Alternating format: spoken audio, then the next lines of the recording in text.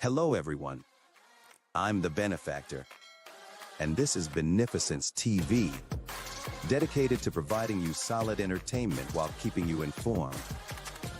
We are a progressive media outlet with the focus on providing thought-provoking content on forbidden knowledge regarding topics such as Marxism, plasmoids, zero-point energy, vortex-based math, and anti-gravitics. Our aim is to combat the spread of dangerous misinformation and to educate on these intriguing and unconventional areas of study while separating fact from fiction. Join us on our journey of discovery and challenge conventional thinking here on Beneficence TV.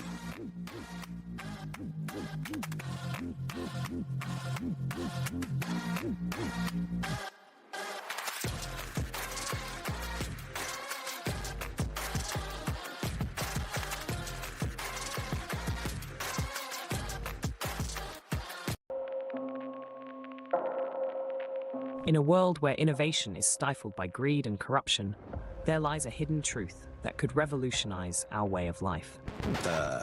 Lenny, what are you doing? Are you seriously pitching a new show right now? I didn't authorize this. My God, only 5 minutes into your new position as co-host, and you're already adding to my tight schedule. Yes, sir, I manage that schedule. But I did notice you have an entire 2 days available during your week. Wait, you're not talking about Saturday and Sunday, are you? Of course, sir. You have 2 whole days where you're free to work on new content. Lenny, those are my days off. It's okay, sir. I know you'll manage just fine. I have faith in you. Do robots have faith? I do. I have faith that you won't screw it up again. You know what?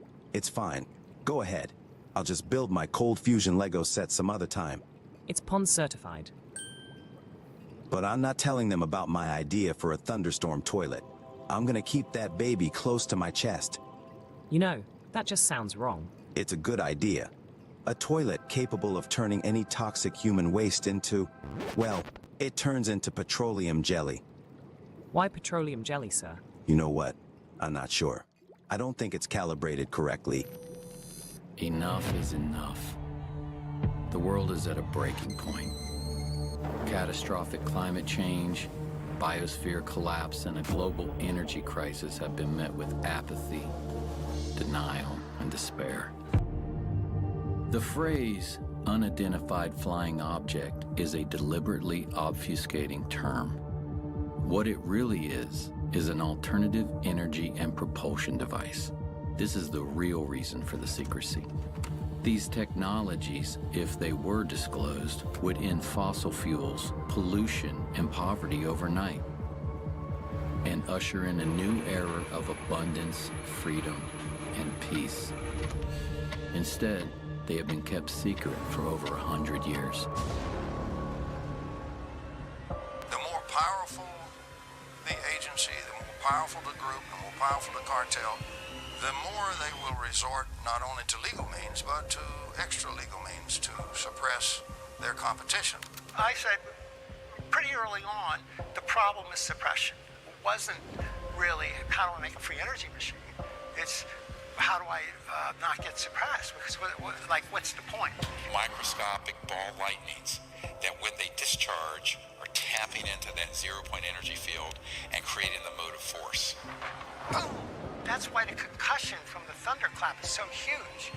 There's this huge amount of energy that's actually sourced from the vacuum energy. All the dots connected. This is what's happening, right? So we need to make the thunderclap engine.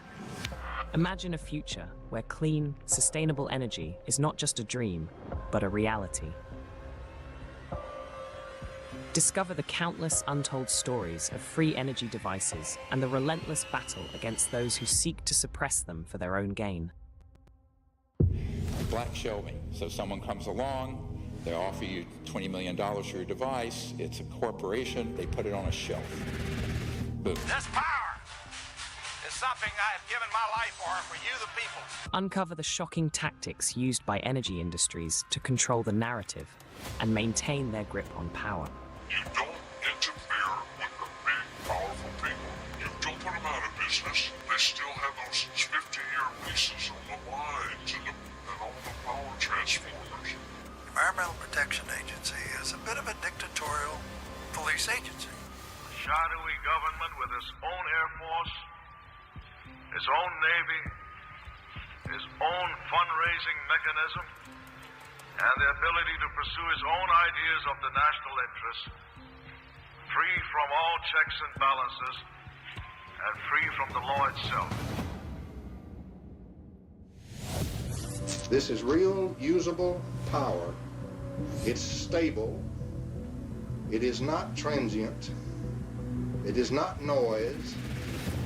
Behind the lamps, that little box is putting out all of that power, well over 500 watts, and yet it is receiving less than 1/3 of a milliwatt of input power. The rest of that power is coming out of the surging energy of the vacuum. And this little box that you see right here, solid state, no moving parts, is the vacuum triode that's doing this very practical and historical work. But indeed, it put out more energy than it took in. He was shot at once with a silenced rifle from about 300 yards. It reads like a James Bond movie, but it's real. There are men here that said they're FBI, and they got black vans, and they're taking all this equipment. What should I do? It's called capture, where they try to rationalize away this problem and everything's fine. From manipulation of patent authorities to infiltration of government agencies, the truth is stranger than fiction. But amidst the darkness, a glimmer of hope emerges in the form of renegade scientists and inventors who refuse to be silenced. There is absolutely no question that T. Henry Morey had a system that produced about 50 kilowatts out of a 55-pound box. In the shadows of capitalism's dark secrets, join us on a thrilling new show. Get ready to be inspired, enraged, and empowered as we delve into the benefactor's guide to free energy devices. Only on Beneficence TV.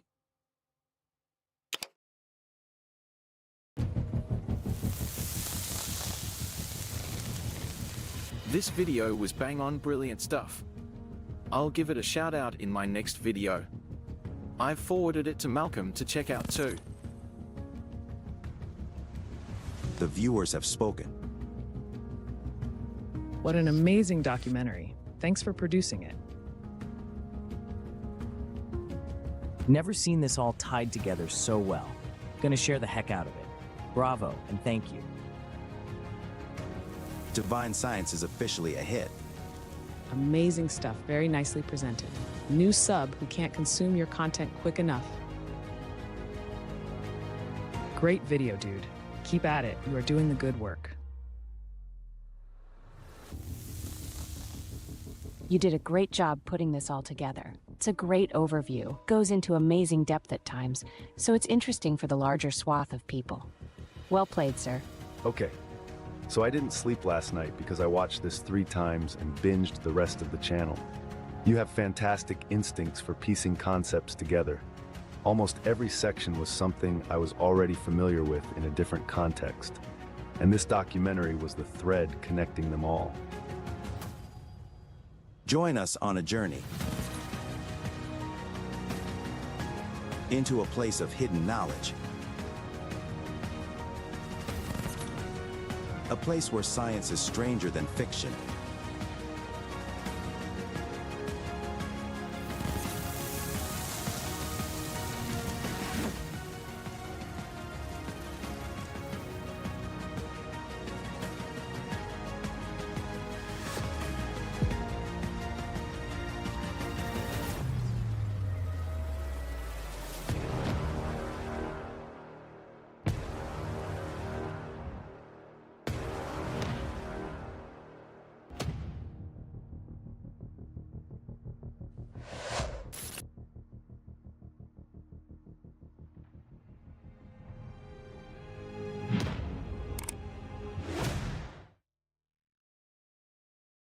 Hello everyone, I'm the Benefactor, and this is Beneficence TV, dedicated to providing you solid entertainment while keeping you informed. We are a progressive media outlet with the focus on providing thought-provoking content on forbidden knowledge regarding topics such as Marxism, plasmoids, zero-point energy, vortex-based math, and anti-gravitics. Our aim is to combat the spread of dangerous misinformation and to educate on these intriguing and unconventional areas of study while separating fact from fiction. Join us on our journey of discovery and challenge conventional thinking here on Beneficence TV. And now presenting my revolutionary analysis of Twitch's exploitation of the moderator class. Now starting the very first episode of The Social Situation.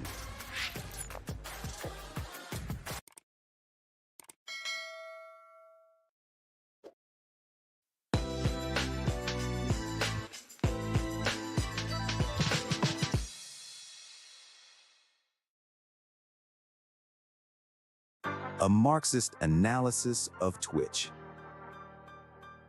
Today on The Social Situation, I'd like to talk about an issue of labor exploitation that has been devoid of Marxist analysis.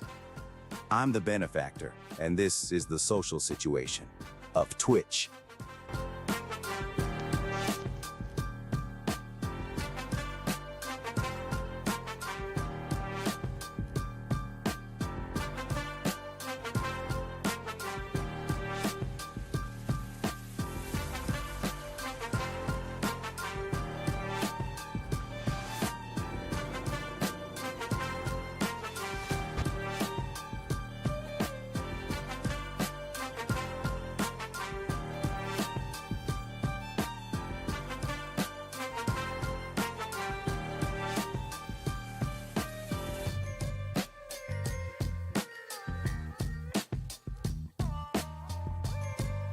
Well, I thank you for your question, but I have to say we're capitalists.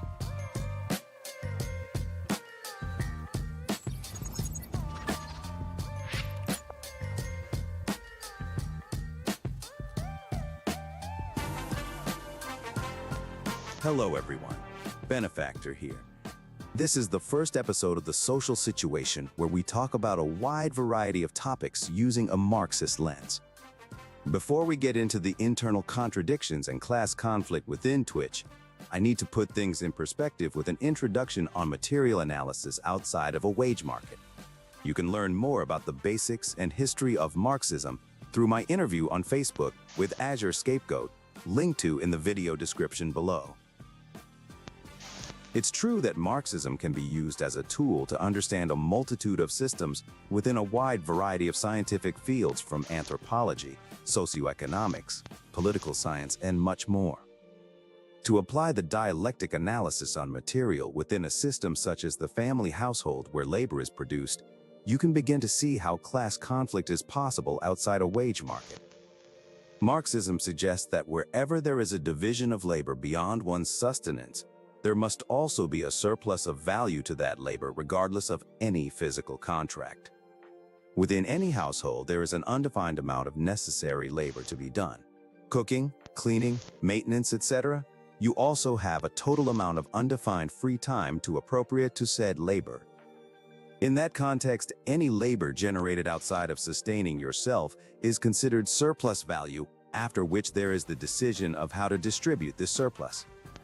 If I live with a spouse, and we both have a specific amount of free time to address the necessary labor, but I appoint all the work to the female, this can create class conflict within a feudal household that exposes an internal contradiction.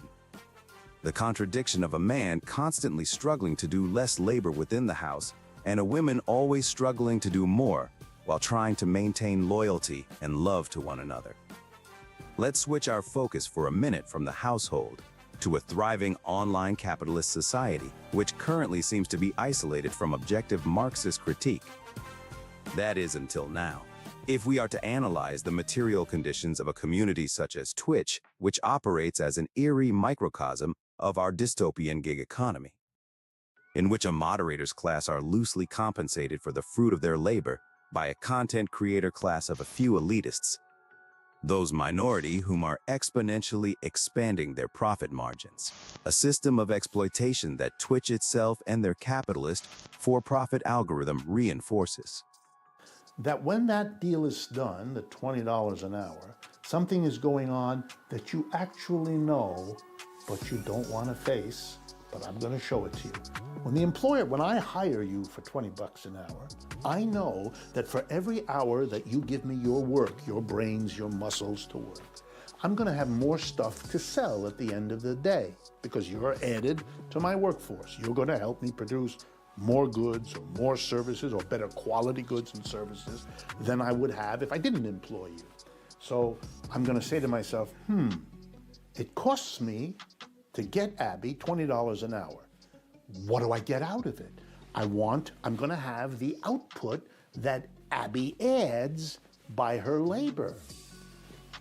Now that has got to be more than 20 bucks. So the only way I'm going to hire you for $20 an hour is if you produce more in the hour than I give you. So when you feel in a vague way at the end of the day, as you walk home, that you're being ripped off, you're absolutely right. Or in Marx's language, exploited. So what does the capitalist say? I earned it. No, you didn't. He just ripped people off. After all, Twitch's algorithm is only based on views, meaning the more you have, the more the algorithm favors you. This may be an equal distribution of shared content among the platform, but it is no means equitable or gives any consideration to material requirements for those starting out. This ultimately leads to a system that favors those who have already established a major following on other platforms and gives little help to those at the bottom who are relatively unknown. Some famous streamers might claim they made it on their own. However, when analyzing the various flaws in a system that shares information via the distribution process favoring already established mainstream content, these not-so-obvious flaws become obvious. This method of favoring distribution with already popular content is an issue in and of itself, giving less room than other platforms to obtain new mainstream content creators, ignoring any fact that some may have had an initial boost due to viewers from a different platform whom someone else had built. Let alone the fact that this system of distributing mainstream content is solely based on raw views, a system YouTube itself even scrapped due to its inconsistent and unfair results. One must consider any following outside of said platform to have an actual objective critique on legitimate meritocracy within a community like Twitch. But I digress. Meritocracy aside, the community as a whole within Twitch operates within a capitalist for-profit structure. One that sees every choice it makes in the name of prioritizing profit and reinforcing said power structure above any kind of actual consumer requirement. In other words, there is every motivation to maintain a structure of class conflict. When looking a little closer at the actual labor produced within a Twitch community, an odd thing becomes apparent. The content creator class and the moderator class are largely separated by two factors: the algorithm, which favors those at the top and reinforces its for-profit model of success by maximizing advertisement investments. In other words, the more views you have, the more it will recommend your content to maximize the investment from advertisers. After all, there's no profit in a system that might show you something you won't like, causing you to not view any potential advertisement.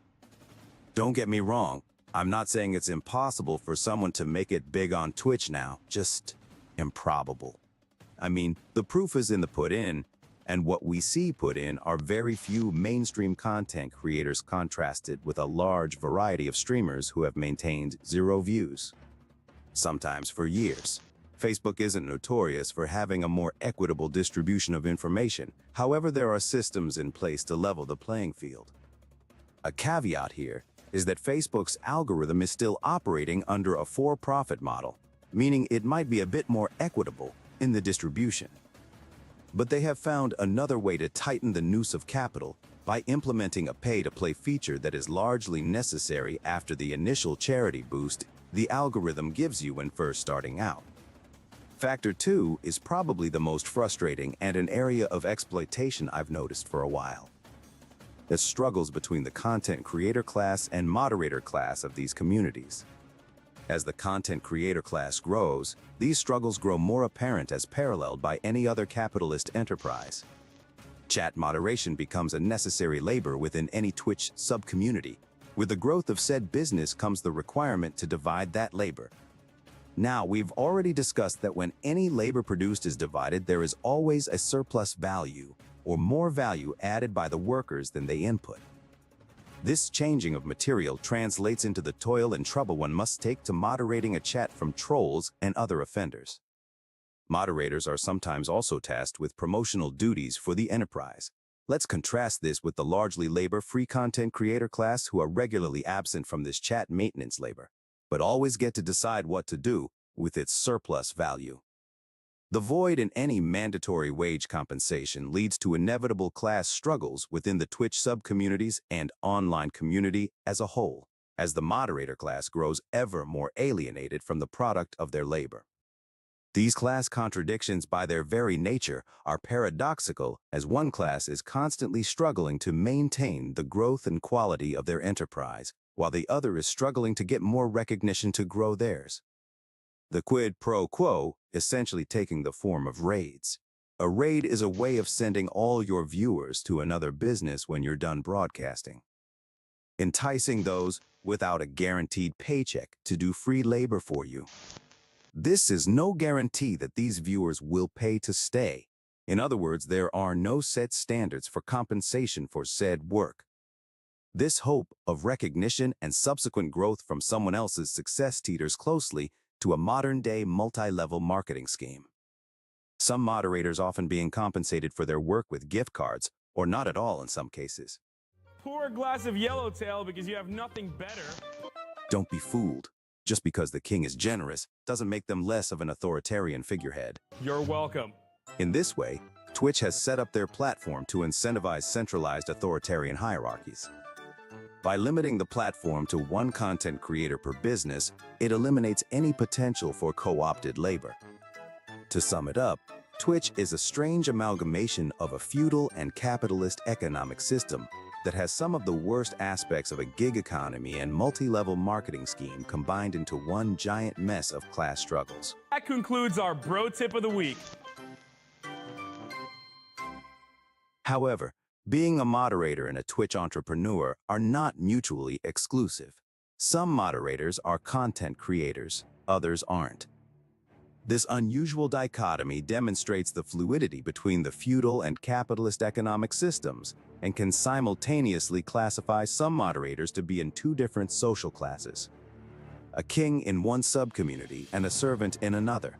Reminiscence of cult-like behavior may start to formulate as those at the bottom deify those at the top. Let's remind ourselves of the characteristics of a cult. Great devotion to a person or idea, as well as persons united by devotion or allegiance to an artistic or intellectual movement or figure.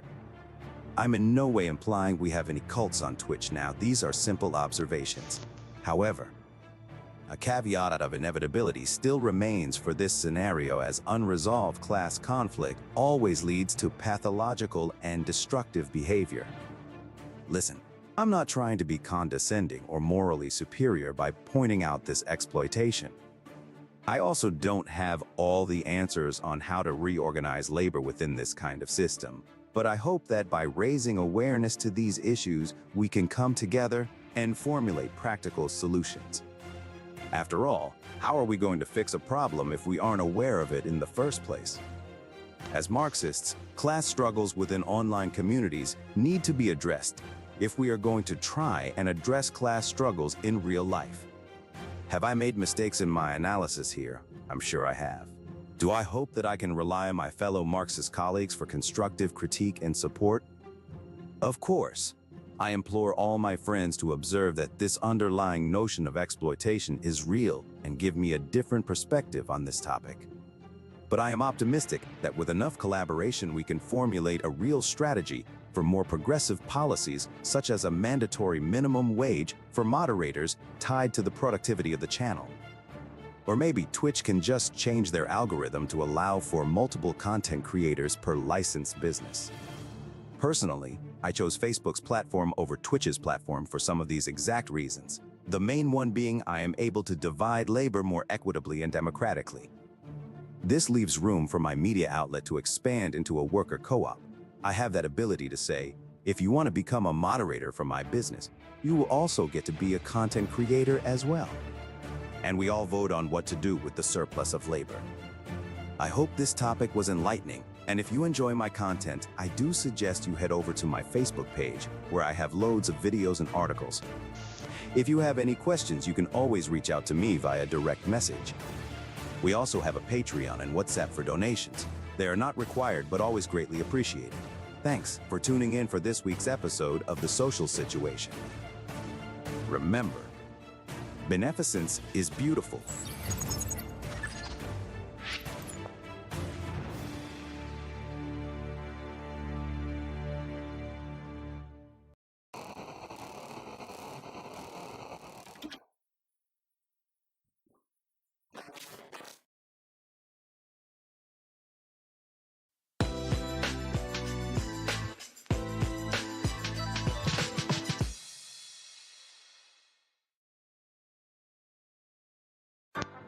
Hello everyone, and welcome back to The Social Situation.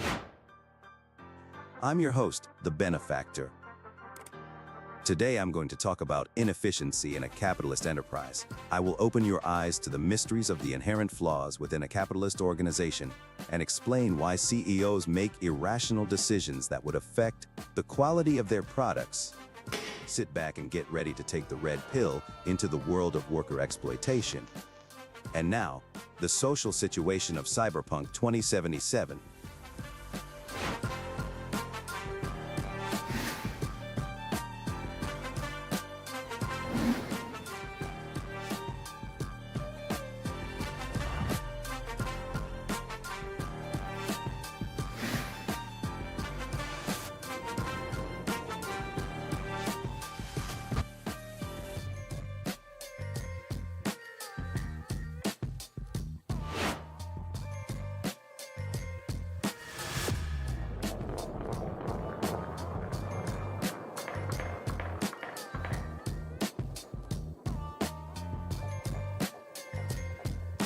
Well, I thank you for your question, but I have to say we're capitalists.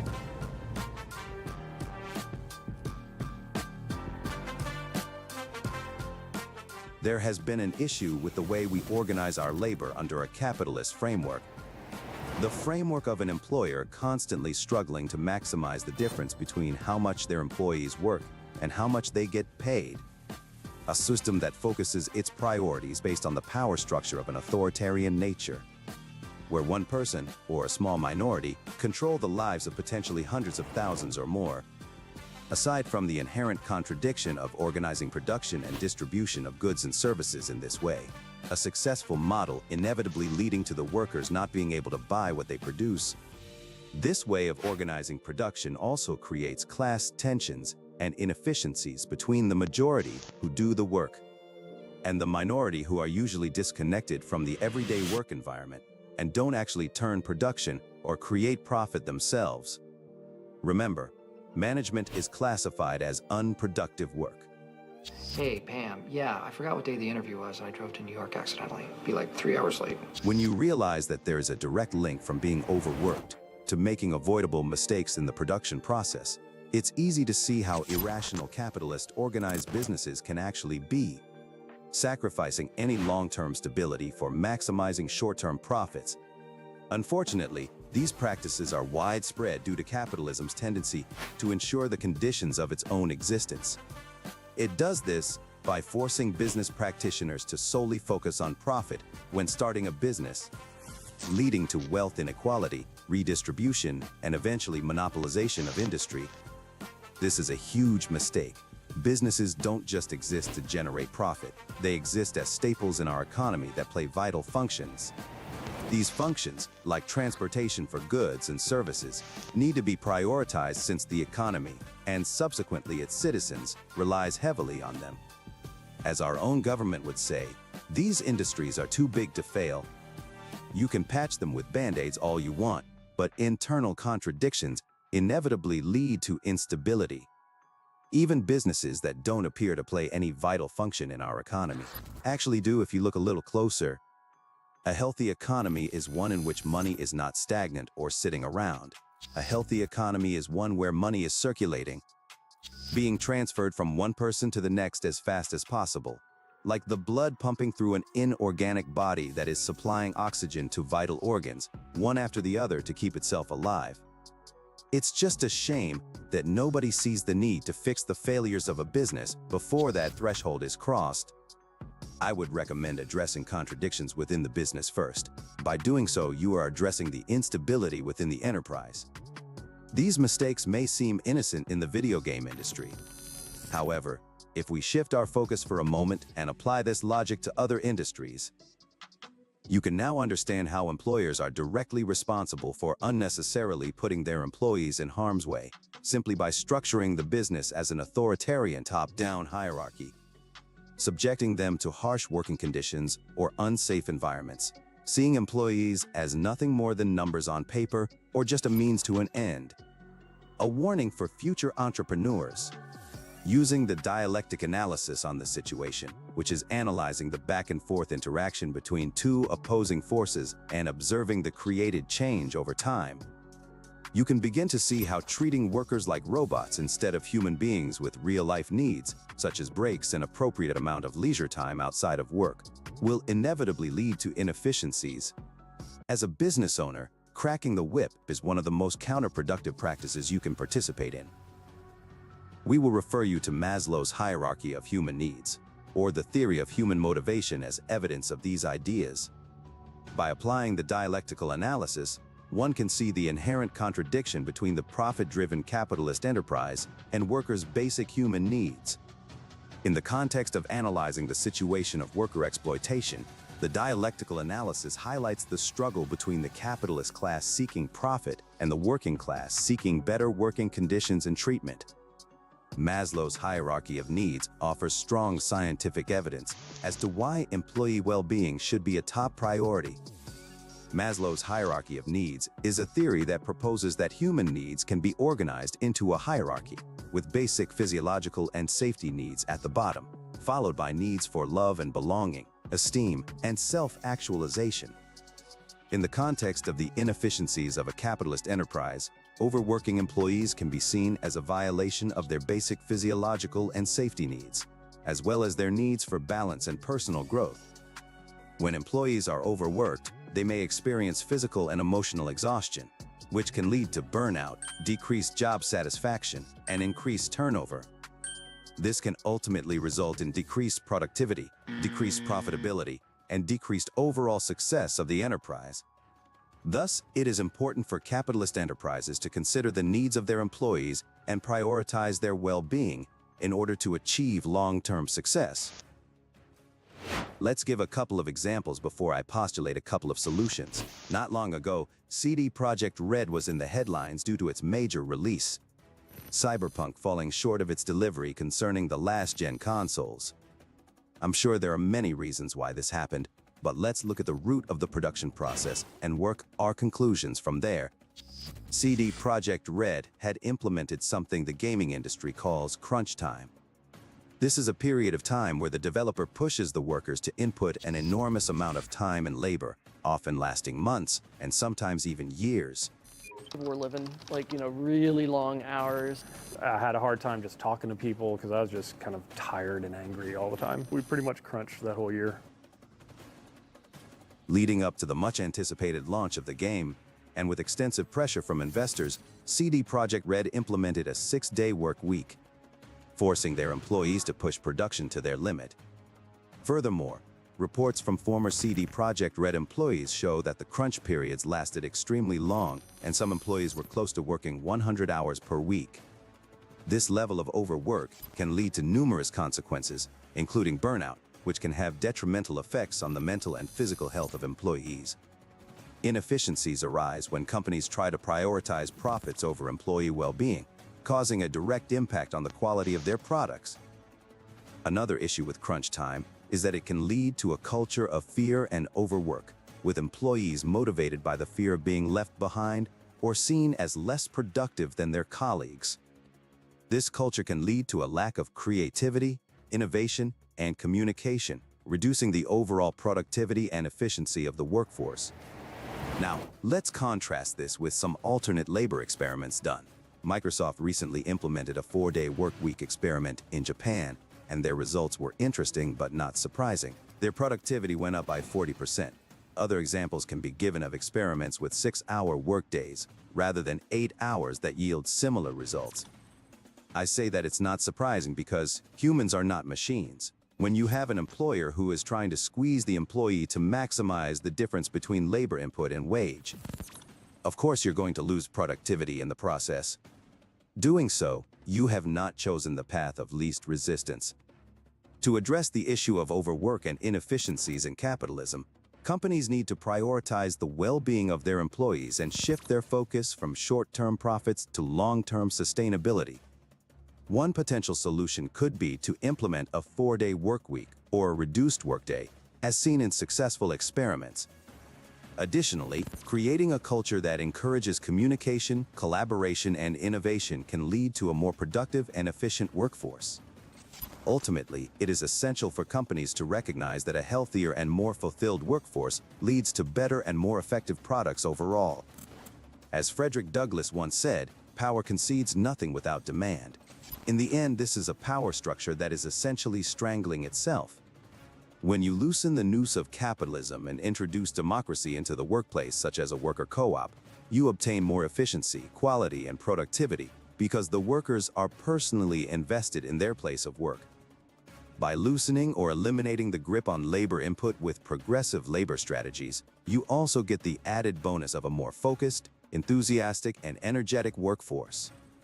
Workers who are researching the problems and solutions, investing their time into studying up on topics such as business and economics, getting involved in the academics, the theoretical, and the practical, they become an indispensable apparatus of the enterprise in which to maximize efficiency and productivity. These are byproducts of organizing production in this manner, where each worker is also part owner of the business. While Marxism provides a critical theoretical framework for understanding the exploitation of workers in the capitalist system, practical solutions must take into account the unique circumstances and factors within different industries and contexts. Overall, it is essential to recognize that exploitation and economic inequality are systemic issues that require systemic solutions. While individual actions and choices can contribute to these problems, addressing the root causes requires collective efforts and structural change. Marx argued that the wage system, in general, creates a division between productive and unproductive labor, where unproductive labor is not valued or paid fairly. Marxism teaches us that minimum wage laws only address the symptoms of the problem and not the underlying structural inequalities in capitalist society. Instead, he advocated for the abolition of wage labor and a move towards a socialist system where all labor is valued and compensated fairly. Let's look at Paul Cockshot's theory for a moment, a theory proposed in his incredible book, Towards a New Socialism. In his book, he proposes using a socialist economic planning system to replace the market economy. In this system, every worker would be allocated a certain number of non-fungible labor tokens that represent the amount of time they have worked. Each token would have a standardized value based on the average productivity of all workers. These non-fungible labor tokens would allow workers to be compensated fairly based on the amount of work they have performed without the need for wages or salaries. Additionally, the tokens could not be freely exchanged, ensuring that workers are not exploitative of others. This system aims to abolish wage labor by enabling workers to have more control over the means of production and the decision-making process. The planning system would be democratic, with decisions made through a system of councils composed of elected representatives from different industries and communities. While Paul Cockshot's proposed new socialism aims to give workers more control over the means of production and decision-making processes, the concept of self-exploitation is not viewed as a problematic issue within his framework.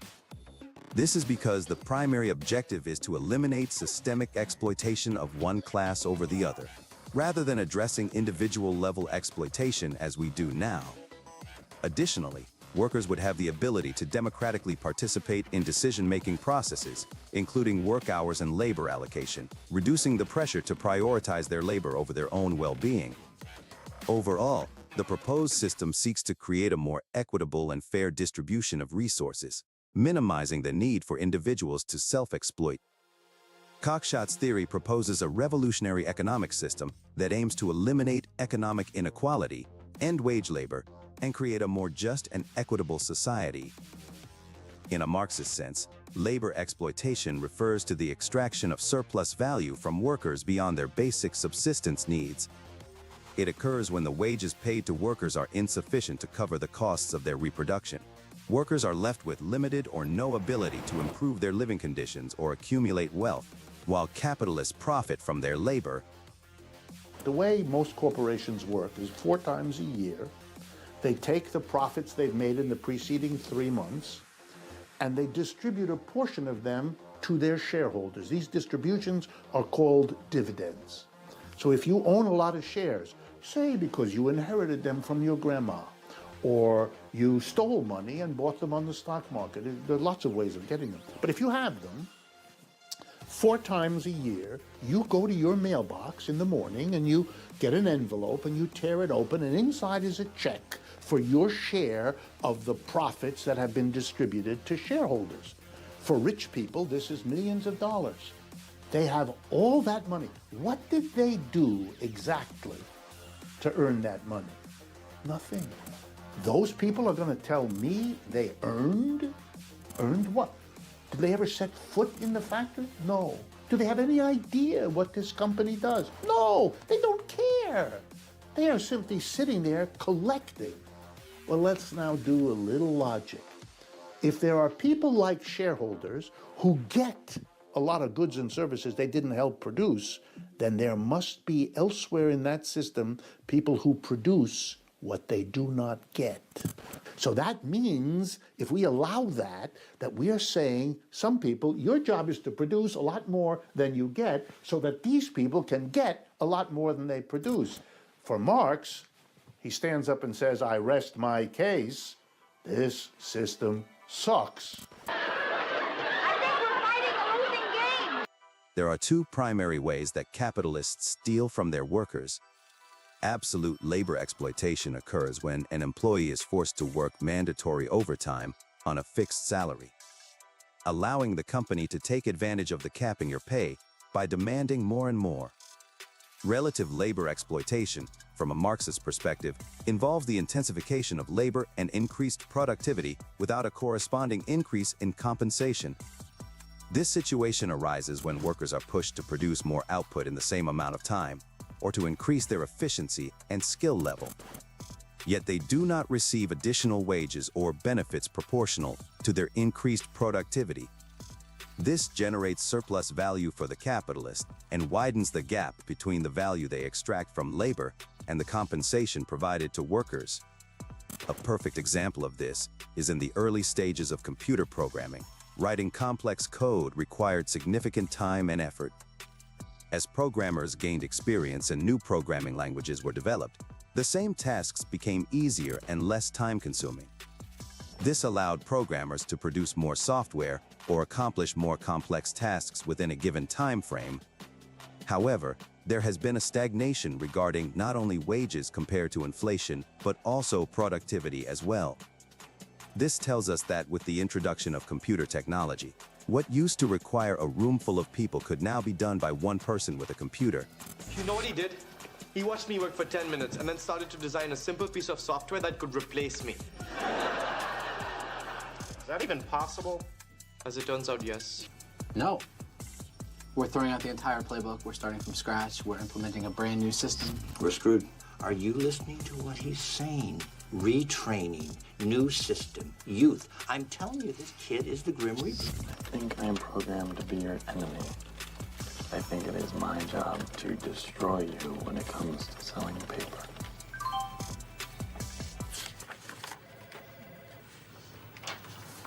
And if they knew how much I was paying for my haircut now, they wouldn't be giving me a noogie. It was $200. Hey, I just think you should know that one of my salesmen beat your stupid computer. So take that, ass.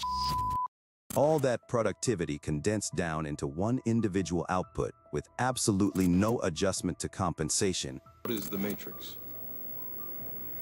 Control. The Matrix is a computer-generated dream world built to keep us under control in order to change a human being into this. No. I don't believe it. I didn't say it would be easy, Neo. I just said it would be the truth. Do you see now how companies pulled a fast one on us? Mr. Bezos, are stolen goods sold on Amazon? And we wonder why generation after generation it gets harder for individuals to own cars or houses without going into debt. Why more young adults are living with their parents. For over 40 years, we've substituted what should have been increases in wage for overtime and debt. Like a frog unaware of his demise in a pot of heating water. A genocide on the middle class. End-stage capitalism, where the workers can no longer afford to buy the goods and services they are producing.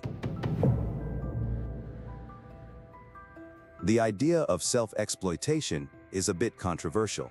By Marx's definition, exploitation involves taking advantage of someone else's labor for your own benefit without fairly compensating them. Therefore, someone cannot exploit themselves because self-exploitation does not involve taking advantage of someone else's labor. If it's the system that forces us to be exploited against our will or without our acknowledgement, then by rationalizing you can see this idea of self-exploitation is paradoxical within a capitalist framework. Even in worker cooperatives, worker-owned businesses where the workers are not being exploited internally, they are still involved in external exploitation as consequence of being forced to interact with external capitalist abusers. But this is not self-exploitation by any means. However, it is possible for individuals to engage in behaviors or work practices that harm their own well-being or quality of life, such as working excessively without adequate compensation. Marx did argue that workers under capitalism often internalize the logic of exploitation and participate in their own exploitation by accepting low wages and poor working conditions. He believed that workers often do this because they have no other choice under capitalism and must sell their labor power to survive. Nevertheless, self-exploitation in this sense would not be the same as exploitation in the Marxian sense, because it does not involve the systematic exploitation of workers by capitalists in a capitalist mode of production. By perpetuating unequal power dynamics and controlling resources, systems of top-down authoritarian hierarchies will always ensure the conditions of their own existence, because as these systems expand, those conditions are always going to be considered. Those considerations are only limited by the size and amount of resources at each system's disposal. In other words, the bigger the system, the more it can ensure the conditions of its own existence. Capitalism is by far the most powerful and widespread system that recorded history has ever seen, economic or otherwise. It's no wonder that it hasn't succumbed to its internal contradictions.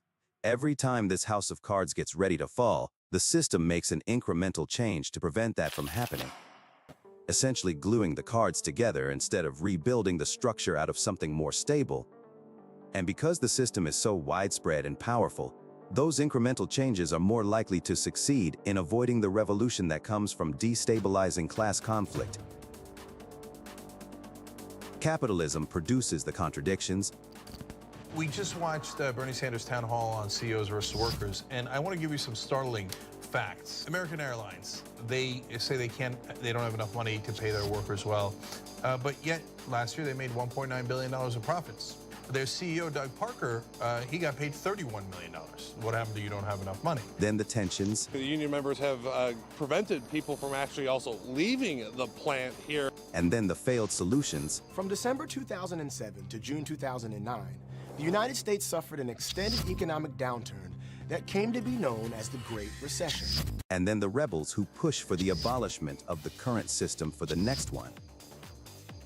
This phenomenon has happened throughout history, from slavery to feudalism, and can be tracked as a clear pattern of predictable irrationality. Therefore, Marx argued that the only way to truly end exploitation and break this vicious cycle is to abolish capitalism and establish a socialist system in which workers own and control the means of production. The release of Cyberpunk 2077, with its numerous glitches and problems, can be traced directly back to the inefficiencies within the capitalist enterprise. One that prioritizes profits over employee well-being and that fosters a culture of overwork by placing value on you based on the amount of labor you output. The development process involved the use of crunch periods that forced employees to work long hours, leading to burnout and mental and physical health issues. Such working conditions lead to a reduction in creativity, communication, and innovation, resulting in inefficiencies that culminate in subpar product releases. To address these issues, alternative labor policies, such as a 4-day work week or 6-hour workdays, can be implemented. Microsoft's pilot project in Japan, which involved a 4-day workweek test, resulted in increased employee productivity by 40%, demonstrating the benefits of reduced working hours. Worker cooperatives also offer a potential solution since democratic decision-making ensures that employees' well-being and interests remain as one of the enterprise's top priorities, leading to a highly productive and efficient workforce. Like any physical structure, a business that reinforces the base of its labor will find stability in the organization as a whole. Therefore, to ensure long-term sustainability, companies should prioritize employee well-being by fostering a culture that encourages creativity, collaboration, communication, innovation, and work-life balance. This approach will undoubtedly lead to the development of better quality products without compromising the health, safety, and well-being of employees. How do you feel about some of these alternative labor arrangements? Do you feel there are any additional ways we can increase productivity and help the workers? Embrace the forbidden and liberate your mind. Join our brand new forum and website where we delve into controversial topics from zero-point energy to anti-gravitics and plasmoid technology. With a Marxian analysis, I weave these suppressed secrets into the bigger picture, empowering you to break free from society's chains of suppression. Explore the depths of forbidden knowledge and unlock the true potential of your consciousness. Dare to challenge the limits of conventional wisdom here on Beneficence TV. Remember, if you like my content, please consider subscribing and hitting the like button on my videos. Comments and any form of engagement dramatically help us break through the YouTube algorithm. I also have a website with research on the Thunderstorm engine, plasmoid technology, and do-it-yourself guides for Malcolm Bendel's Retrofit, courtesy of Jordan from Alchemical Science and the Martin Fleischmann Memorial Project. Check out my store for exclusive merchandise along with our forum, where you can post questions, share videos, and join in the community to help destigmatize all forms of forbidden knowledge. Don't forget to check out Jordan's channel Alchemical Science and Bob Greenier from the Martin Fleischmann Memorial Project YouTube channel. They're on the cutting edge of cold fusion technology. More updates on that coming soon. Stay tuned for a new episode of The Social Situation, where I take you on a deep dive into the corrupt world of American politics.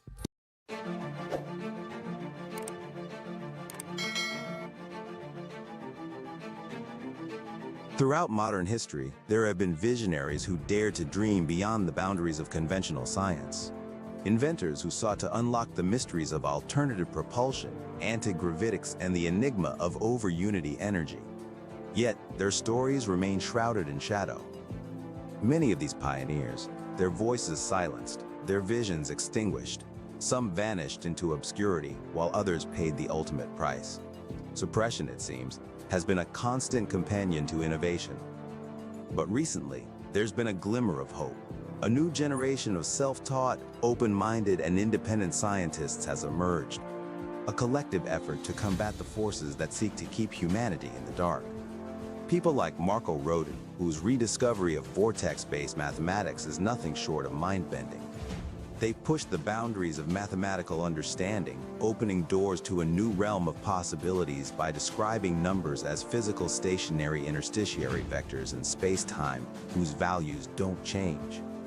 Unlike traditional mathematics, where numbers change while functions remain constant, This paradigm shift recognizes that in reality, functions themselves can represent the changing variables, opening doors to a new understanding of mathematical relationships. And then there's Malcolm Bendall, a man with a vision that defies convention. He introduced the plasmoid unified model, a concept that calculates the resonant frequencies of everything from the elements to colors, shapes, and even polarized cardinal directions. But Bendall didn't stop at theory. He applied his unified field theory to a revolutionary concept, converting mass into clean energy. His ingenious design mimics nature's use of plasma, producing colossal amounts of pristine energy. Bendall's vision goes beyond energy. It's about reshaping our understanding of the world and harnessing the very forces of nature to propel us into a new era. As Tesla was once accredited as saying, "Throughout space there is energy. Is this energy static or kinetic? If static, our hopes are in vain. If kinetic, and this we know it is for certain, then it's a mere question of time when men will succeed in attaching their machinery to the very wheelwork of nature." In the shadows of suppressed technology, these visionaries are opening doors to a brighter, more sustainable future. The plasmoid engine, a symbol of hope, innovation, and the relentless pursuit of the unknown.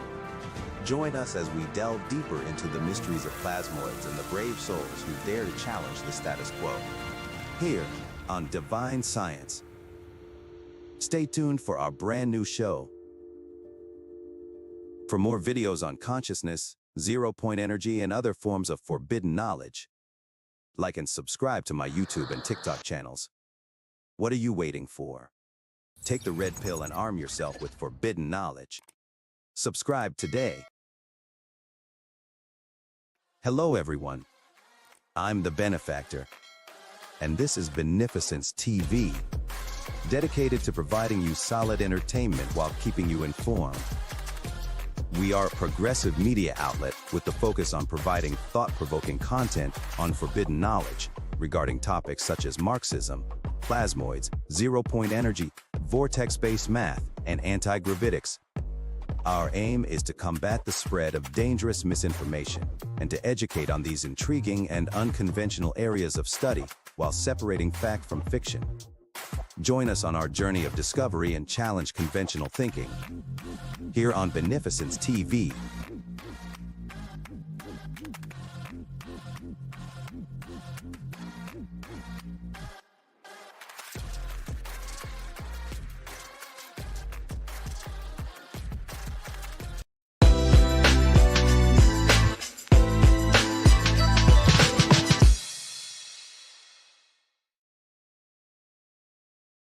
Have you ever wondered why American politics is so funny? 2016 has escalated into laughs, from awkward air kissing to sniffing.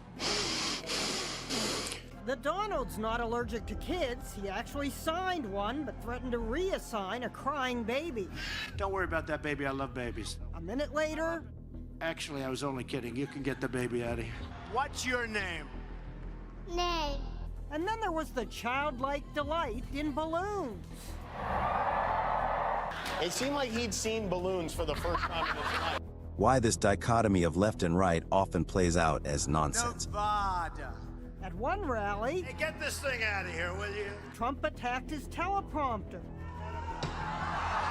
He publicly humiliated... Like this stupid mic. ...his microphone. Stupid mic keeps popping. Remember when Hillary barked into her mic? Ow, ow, ow, ow. And then this happened at a Trump rally. This is something you shouldn't have... What was that? Is that a dog? Uh-oh. It's Hillary. Nonsense with little to no impact on the material conditions of everyday working people. That's a good question. And I ask myself that too. Why can't I be rich? You look at me, I'm dirty. I work 10, 12 hours a day. I'm gonna take care of my family. And at the end of the week, I'm broke. Have you ever wondered why characters like Donald Trump and other celebrities have become increasingly more attractive compared to career politicians? And on that ballot will be their names and mine. As you probably could have guessed by this moment, I have decided in 2020 to run for president. Get ready to take a deep dive into the corrupt world of politics as we use a Marxist lens to analyze the two political parties and their dialectical effects on the material conditions of the working class. People don't even realize that we're at war right now. We're in a social war, a spiritual war, an economical war. We're supposed to be working together. You know, this is the United States of America. Why do we have it in our brains that they're the only two choices? Because they've made us think that way, and the media makes you think that way because they don't cover anybody else. Here, on The Social Situation.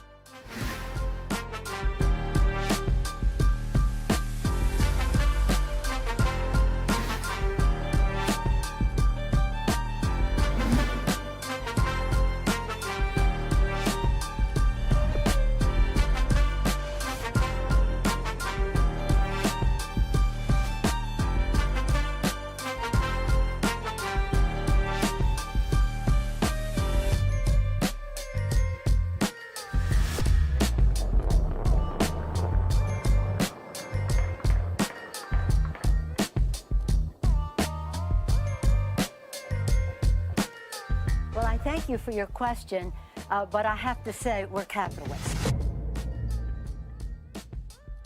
So let me start. A very famous and very effective political leader once responded to his fellow members of his movement who had complained that the mass of people that they were trying to organize was hard to organize, and people complained and were unhappy, but they didn't do anything, and decade after decade went by. And so he responded to them and he said, you know, it's true. For decades, nothing happens. And then in a few weeks, decades happen. I think we're in a few weeks. Welcome back to The Social Situation. I'm your host, The Benefactor. Today I'd like to take a deep dive into our corrupt political system.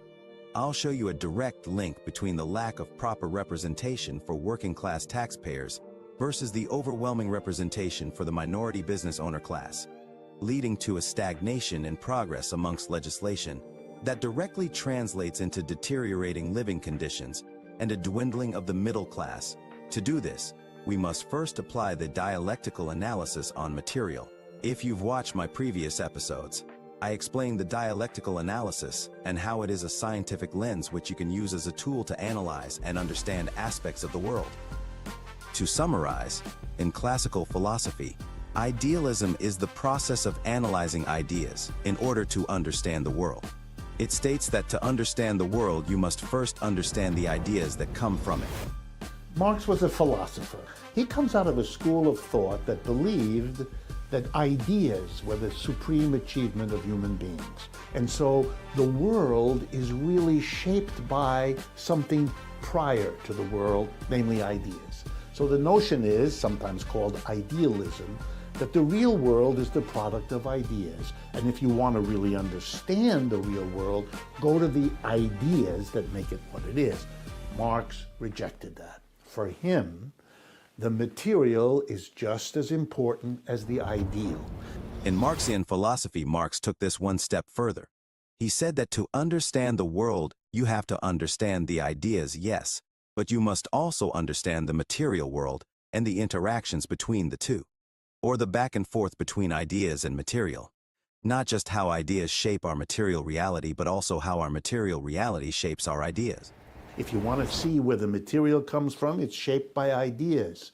But, and here comes his radicalism, it runs the other way too. The ideas don't come from nowhere. They come out of the real world. The ideas we have as people have to do with the real material problems we have as human beings and how we solve them. Where do we get our food? Where do we get our shelter? How do we get protection as little children from the elements, from our parents? All of these real material matters of life and survival are shaping our ideas every bit as much as our ideas shape the reality.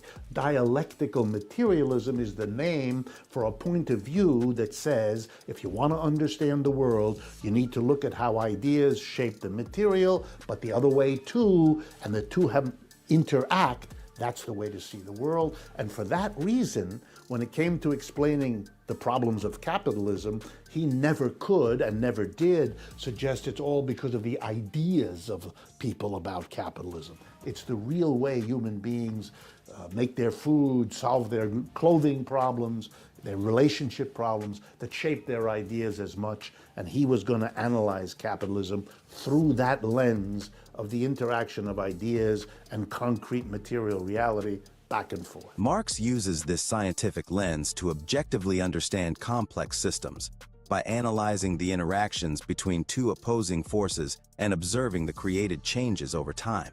With this dialectical lens, you can break down and better understand more complex systems, from political economy all the way to science and technology.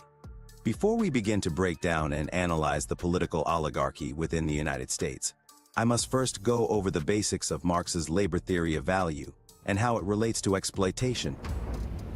This exploitation is understood by examining the different kinds of value, such as the surplus value every worker generates with their labor input. Cracking the economic code with the labor theory of value. The labor theory of value, proposed by Karl Marx, suggests that the value of a commodity is determined by the socially necessary labor time required to produce it. According to this theory, the more labor that goes into producing a commodity, the more value it holds.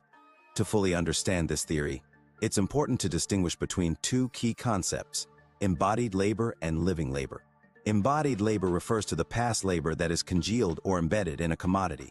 It represents the cumulative labor that has gone into the production process, including the raw materials, tools, and machinery used, as well as the labor required to create and maintain them. Think of the hammer needed for the laborer to make that chair. This concept acknowledges that commodities are not solely the product of immediate or living labor, but also encompass the labor that is stored and preserved in them. Kind of like how potential energy can be stored in a system. Just as potential energy is the stored energy that can be converted into kinetic energy to perform work. Embodied labor represents the cumulative labor that has been invested in the various components of a commodity. This labor is transformed into value during the production process when living labor interacts with the inputs of production.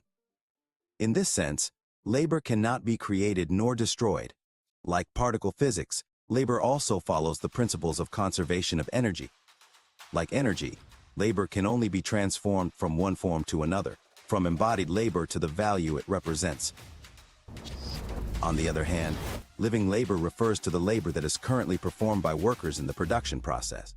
It is the direct exertion of human effort and skill in transforming raw materials and utilizing the means of production to create new commodities. Living labor is the active force that adds new value to the inputs and brings the embodied labor to life. It is through this labor that the final product is shaped and brought to market. Think of yourself, the human employee, as the living labor that utilizes the hammer to make the chair. The labor theory of value highlights the dialectical relationship between embodied labor and living labor. Embodied labor represents the past accumulation of labor, while living labor represents the present labor input that generates value. These two forms of labor can be seen as potential and kinetic energy. Only when potential energy is transformed into kinetic energy will you get any useful work. From an engineering perspective, the value of a commodity is determined by the combination of these two forms of labor. The socially necessary labor time required to produce a commodity takes into account both the embodied labor already invested in the materials and means of production, as well as the living labor added during the current production process. As you can see, this represents a more scientific approach than the utility theory of value, which is a mainstream theory that suggests value is placed subjectively on personal utility. After all, just try measuring how much pleasure or utility ice cream gives you. The answer to that is subjective, compared to asking the question, how much labor was used to make that ice cream? An objective approach at examining the underlying variables, which ultimately leads to a better understanding of prices. When using science to analyze complex systems, you must look at objective variables that can be quantified, not subjective ones left up to personal interpretation. I must emphasize that the labor theory of value is not a theory of prices. It is a theory of value. This theory of value does not operate on the premise of predicting or determining market prices directly. Instead, It provides a framework for understanding the underlying source of value in commodities. Prices in a capitalist economy are influenced by various factors, such as supply and demand, market competition, and subjective valuations. However, the labor theory of value offers insights into the social relations and exploitative nature of capitalist production. It is not used to determine prices, but to resolve paradoxes of traditional economic theories such as the utility theory of value. In the utility theory of value, the value of a commodity is based on the amount of utility that commodity has to the individual.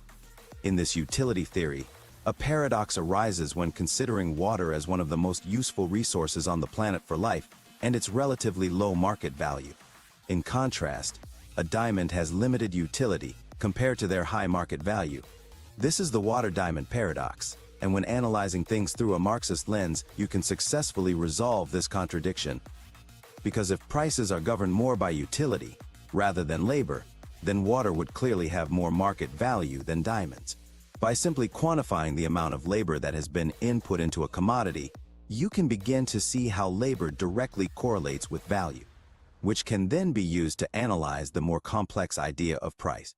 Price represents the amount of money a commodity can be exchanged for in the market, while value refers to the socially necessary labor time required to produce that commodity, meaning that the value of a product is determined by the amount of labor put into making it, regardless of its market price. But that value can be useful in determining that price. Like a fractal, where one part represents the whole, so does labor, value, and price. By considering these concepts of embodied and living labor, we can grasp the dynamic interplay between the past accumulation of labor and the present labor input. In this context, my theories of incorporating the concept as above so below into the social sciences suggests that there might be a similar underlying pattern or relationship between labor, value, and price at various levels. Therefore, all of creation, from galaxies to planets to elements, all resonate in unison with a collective chord referred to by our ancestors as above so below. This principle embodies the truth that there is always a correspondence between the laws and phenomena of the various planes of being and life. By exploring this analogy further, there might be common principles or dynamics to consider that operate at both the macro and micro levels within capitalist systems. This understanding allows for a more comprehensive analysis of the value-forming process and the exploitation of labor within capitalist systems. Just as a fractal pattern repeats itself across different scales, the interaction between labor, value, and price could potentially manifest in similar ways across different levels of socio-economic organization. A side note here is that Marx's labor theory of value is not original. He based his theory of value off of classical economists like Adam Smith and David Ricardo, who were using it to defend capitalism. However, Marx extended and modified their theories in significant ways. Smith and Ricardo believed that the value of an item was determined by the amount of labor put into making it. Marx expanded on this idea by emphasizing the importance of the average amount of time society deems necessary for producing something. Think of baking a cake. If a cake takes an average of 1 hour to bake, the labor time necessary to produce that cake is 1 hour. According to Marx's labor theory of value, the value of the cake would be based on that average time. Now, let's say someone invents a new baking technique that cuts the baking time in half. The socially necessary labor time for producing a cake would now be reduced to 30 minutes. As a result, the value of cakes produced using this new technique would be determined based on this reduced labor time. Marx also introduced the concept of surplus value. Surplus value is the difference between the value of the goods or services produced by the workers and the wages they receive. To make money, to come away with more than they threw in. There's no magic here. They haven't overcome the laws of thermodynamics. They understand that you don't get out more than you put in. Well, what happened? How? Well, they're not getting out more than they're putting in. What they're getting out is what they put in, the raw materials, the workers, the technology, and they get out what those things can produce. But what they can produce is more than what they give to their employees. as their income. And that more, which they like to call profit, is why they're in business. They want to get that more from this situation, which they do. And that's why they're the employer. That's why they're in the position of deciding when it's profitable to hire someone and when it isn't. That's why capitalism basically holds all of us that are employees hostage.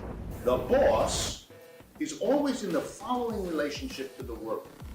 If you're the boss, you want to get more out of the worker and give him less. And the worker very quickly understands that the name of the game for him or her is to get as much out of you as possible and spend the maximum amount of time imaginable in the bathroom. Smoking things. This means that workers produce more value than they are paid in wages, and capitalists benefit from this extra value. Marx argued that this creates a conflict between the working class and the capitalists in a capitalist system. That worker is using his labor to increase the value of a commodity by utilizing the hammer to build the chair.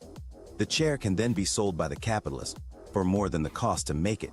The capitalist strives to increase the difference between labor input and the amount of compensation for making the chair.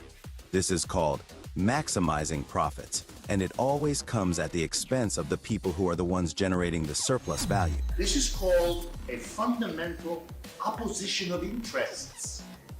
It is a bizarre way of organizing production by putting people who don't trust and hate and struggle against each other. And you know what it does? It produces lots of grotesque inefficiency. You know what the word sabotage comes from? It's a French word. Sabot is a wooden shoe in French. And if a worker was angry at the boss, which he usually is, what he would do is take the sabot and stick it in the machine, messing it up. And that's called sabotage. That's why you have that word. Okay? Workers are always doing that kind of thing because they're angry. Bosses know that. In fact, bosses usually assume you're angry at them, even if you are.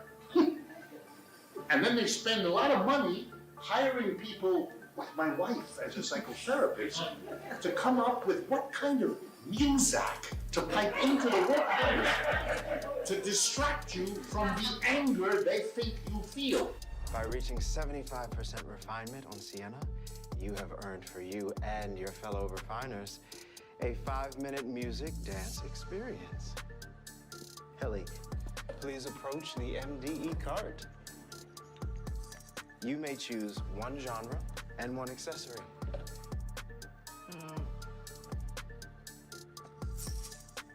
The maraca.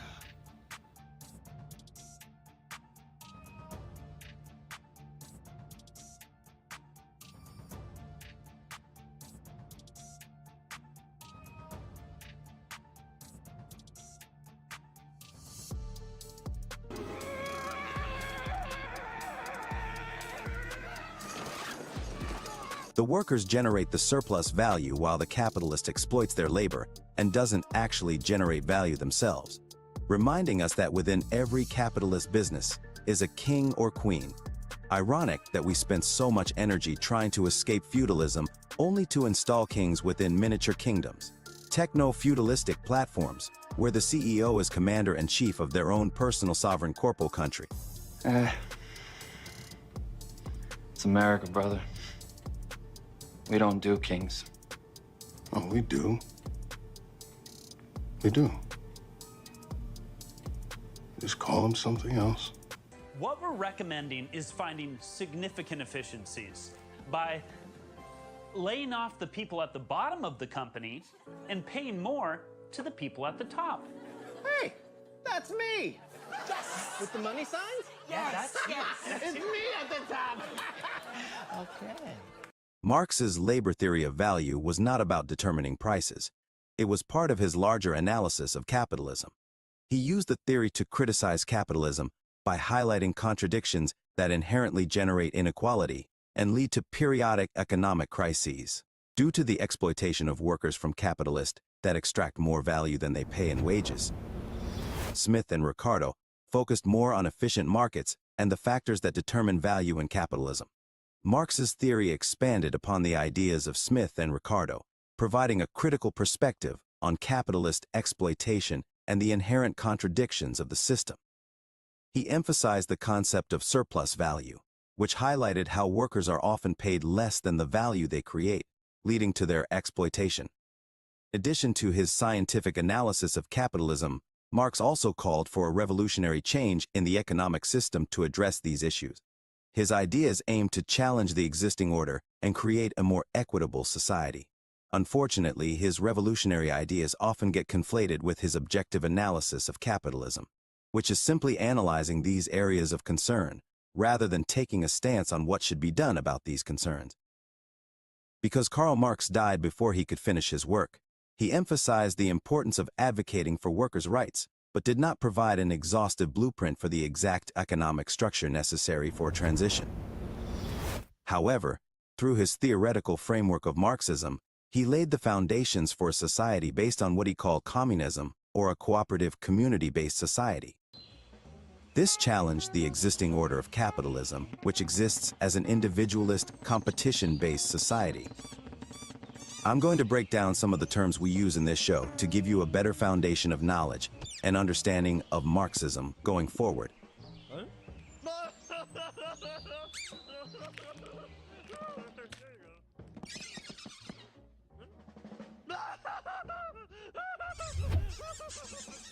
Socialism is the scare word they have hurled at every advance the people have made in the last 20 years. Socialism is what they call the growth of free and independent labor organizations.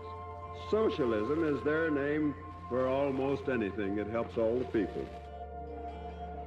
Most socialists begin with a critique of inequality and the premise that this is not just an accident, but something that is essential to the nature of capitalism. And if you want to create more justice, more equality, you're going to have to fundamentally change the system in some way. The problem is that we all too often have socialism for the rich and rugged free enterprise capitalism for the poor. I think about socialism as the vast majority of people who work for a living in a given society, ultimately making decisions about the direction of that society. We believe in democracy. I mean, the problem with the word socialism is that very often it's been equated with what happens in the Soviet Union, which is authoritarianism and totalitarianism.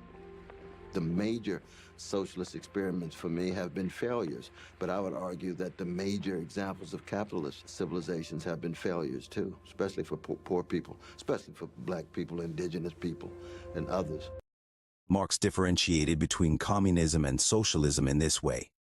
In order to get beyond the current capitalist system, he envisioned the concept of a transitional stage known as socialism, which he believed would lead to a communist society or a society without any internal contradictions or class struggles. Socialism differs from a communist society, which is the theoretical utopia that socialist transition leads to. The etymology of the word communism comes from the Latin word communis, which translates to common or shared, and is commonly rooted in the word community. This is why we have many different versions of socialism that often differ quite a bit. It is why you cannot simply lump socialism into one large general category. To do this misunderstands the very birth and evolution of socialism, as there are many different theories on how to proceed with the transition into a theoretical scientific utopia. Socialism is what we call an umbrella term. It encompasses a wide array of ideologies, movements, and practices that all aim to achieve a more equitable and just society. All the taming and civilizing of capitalism that we've seen through welfare states, things like the minimum wage, like free education, all of this has come from movements inspired by the socialist vision. These different versions of socialism can range from democratic socialism, which advocates for social ownership of key industries and a strong welfare state. To me, democratic socialism is the value that in a modern, moral, and wealthy society, no person in America should be too poor to live. To libertarian socialism, which rejects a centralized state and emphasizes direct democracy and workers' control of production. For those who are wondering my political ideology, this is what I am. I'm a libertarian socialist.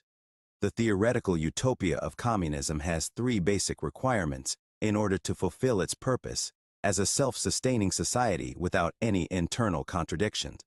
A true communist society needs to have no class system.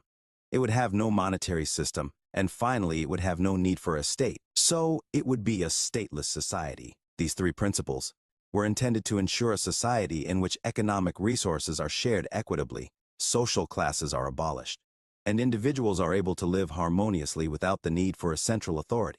Imagine waking up in a Star Trek-type utopia, where all your basic medical, education, shelter and food needs are taken care of, where you are truly free to explore the area of contribution to society that aligns with your passions, interests, and abilities without any limitations imposed by social classes, monetary constraints, or the presence of a governing state. A communist society is the theoretical framework for a utopia. Just like socialism, communism is an umbrella term, and a communist society often gets confused with a communist state, which is a state controlled by a communist party. Since the communist state still operates under a capitalist-dominated system, it often strays far from the original principles laid out by Karl Marx. Instead, authoritarian regimes have historically used socialism as a way to amass excessive control and power for the government, deviating from the intended goals of promoting equality and eliminating social classes. It's important to understand that these distortions of socialism have led to misunderstandings about its true nature and diverted from its original principle. Socialism is death, it's despair, it's starvation. It's like those zombies in those horror movies. It's coming back. For example, in my opinion, USSR socialism was a farce to justify overreaching state power. They may have started out as a worker revolution, but in reality, the immense power obtained by capturing the state needed to ensure the conditions of its own existence. By eliminating the original Marxist goal of giving the workers ownership to the means of production, this ensured the totalitarian power of the new communist state. However, the planned government of the USSR enabled it to industrialize while the rest of the capitalist world was plunged in a Great Depression. A successful model of a planned economy that often gets forgotten about. Where they are, it's because of ambitious government programs. That's why Cuba, an avowedly socialist country under a decades-long embargo, has a lower rate of infant mortality, a higher life expectancy, and a higher rate of literacy than the much wealthier United States. And that's also why the countries with the lowest poverty are places like Denmark and Finland. It's no mystery. No advanced economy has ever achieved low poverty rates without high levels of government social spending. And the fact is, capitalists have always fought against those policies, against progressive taxation, against minimum wages, against social welfare programs, against union bargaining. Poverty has been reduced not by capitalism, but in spite of and against capitalists' opposition. There's a man. Works in a factory. One day the boss gets it in his mind that this man is stealing from him. So, every night at the gate, the guard searches wheelbarrow. But they never find anything. Pat him down. Oh, they do that. Strip him naked. Nothing. So he's not stealing. Of course he is. Wheelbarrows. Thank you. That's right. He's stealing wheelbarrows. What? My point is, sometimes the answer is so obvious, you can't see it because you're looking too hard. See, we can't leave because we're the future. They're the past. The past can no more become the future than the future can become the past. Okay. Regardless of its atrocities and human rights abuses, to say that we can't learn anything at all from this model is arrogant. After all, they succeeded where capitalism failed, in terms of rapid industrialization and providing basic necessities to a large population. That has to be analyzed objectively in order to reverse engineer why it happened and how we can adapt and apply certain aspects of it to other models, while ensuring the protection of individual liberties and human rights to avoid those atrocities that occur due to excessive government power. One of the biggest mistakes that people make in America, when you talk about American socialism, is to imagine that you've got to recreate something that happened in another country. Of course, American socialism will be distinct. It will have its own characteristics. Going back to Marx's labor theory of value, we can now see how it is intricately tied to his larger analysis of capitalism and its contradictions. He used the theory to expose the exploitative nature of the capitalist system, claiming that it inherently generates inequality and leads to periodic crises. The three main problems with capitalism are as follows. It is unstable. Everywhere capitalism has existed at any point in history, approximately every 4 to 7 years, capitalism has a crash. This translates into lost jobs and lost lives. Capitalism also is inherently undemocratic, and it leads to enormous wealth inequality. While Marx's labor theory of value builds upon the theories of Smith and Ricardo, it diverges by incorporating concepts of socially necessary labor time, surplus value, and a deeper critique of capitalism's exploitative nature. Now that we have a working understanding of the labor theory of value and the dialectical analysis, we can begin to apply this lens to help us understand whatever we want. In order to analyze the American political duopoly using Marxism, you must first identify where the inherent exploitation in this class system comes from. Within any class system of struggle, there are always two major classes, a minority with all the control and a majority with little to no control, producing the antithesis to democracy. For American politics, there are two major political parties, so we focus on those. The Republican Party, which is conservative in its ideology, generally represents, in theory and in practice, private business owners. Now, the Democratic Party, as far as the 21st century is concerned, is supposed to represent a collectivist left-wing ideology in theory, but in practice, they have had pressures from the way we have changed the hiring process for American representatives. These pressures from lobbyists and campaign contributions have pushed the Democratic Party further to the right, severely limiting the window of legitimate discussion in politics. You can clearly see this right-wing shift play out in my video that exposes the political career of Nancy Pelosi, which you can watch here. Since the Clinton era, topics such as universal health care, which are common-sense solutions in other modern industrialized nations, have been considered taboo in the mainstream. That is by design. We must remember that our representatives are supposed to work for the people, not big corporations. Representatives represent the classes, but aren't necessarily in the classes themselves. These two facts aren't mutually exclusive, as the Democratic Party may have the potential to have a publicly funded candidate like Bernie Sanders. And the Republican Party also has that potential. The people agree to pay for the representative's salary through taxes. But this isn't necessarily exploitative because the people are the majority and are hiring to delegate managerial ownership duties of the country to a surrogate, who is supposed to have their loyalty and favor. This delegates the power of the majority of the people into the hands of a few representatives, or what we call a representative democracy. Imagine the workers in an enterprise hiring their own managers who are supposed to make decisions based on their better interests. Now imagine those minority of representatives representing themselves instead of the majority. You can begin to apply the Marxist critique when looking at this fucked up class conflict. The group that is normally considered to be the exploited, the employees, which are represented as our elected officials in context, end up being the ones to exploit labor in the form of taxes. If you can imagine our politicians' labor input in the labor theory of value as representation, they input their living labor combined with embodied labor, which can be seen as previous established laws and precedent.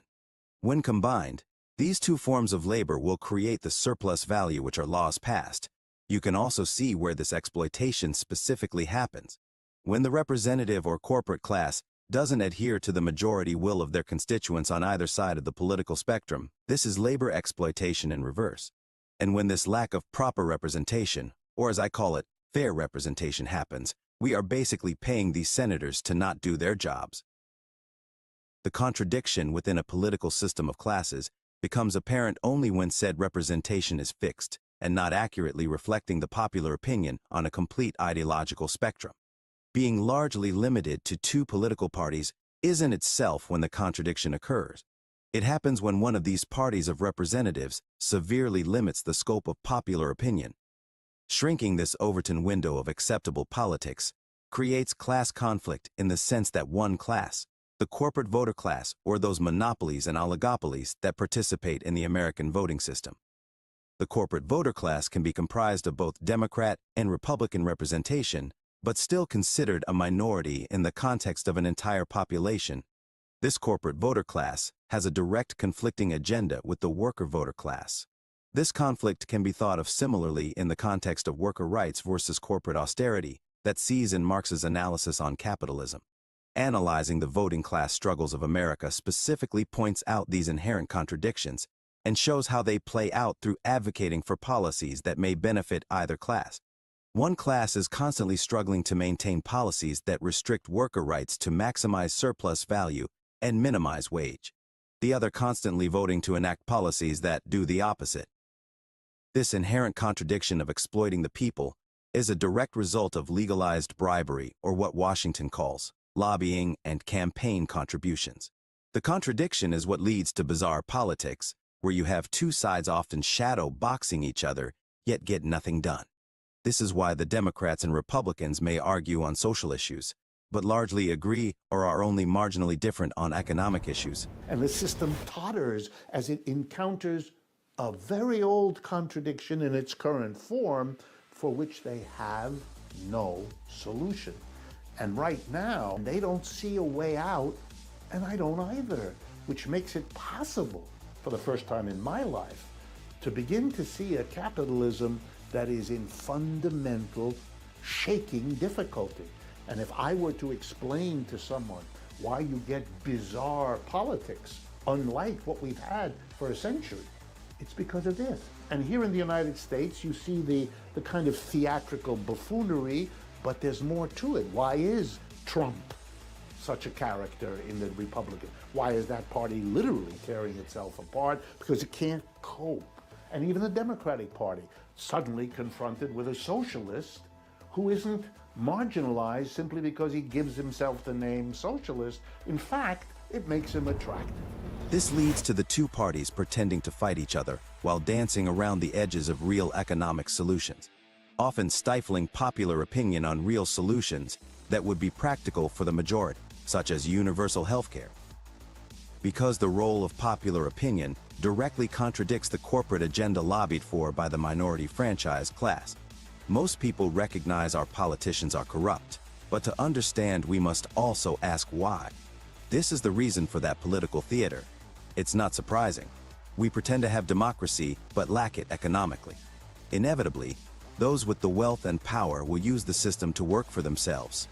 It is why we have characters in politics that often talk in circles, sleaze their way out of answering questions directly, and overall attract psychopathic and pathological liars, paving the way for other con men like Donald Trump to step in and take advantage of the chaos with false promises and more platitudes.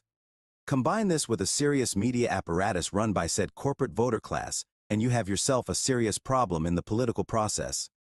One political party constantly represents individualism and pushing for lack of government intervention, and the other party takes one step to the left and says we will do something marginally different but nothing radical. Fair representation would assume the majority is entirely heard, radical or not. Closing these popular issues out of the process of democratic discourse within Congress restricts the legitimate window of appropriate discussion and alienates the worker voter class from the inevitable false compromise result in policy. Americans whom overwhelmingly support a single-payer healthcare system based on polling aren't hearing this discussion as legitimate within the discourse of our legislative process, which alienates them from their government and their government from them. Yanis Varoufakis is a renowned Marxist economist and former Minister of Economics in Greece.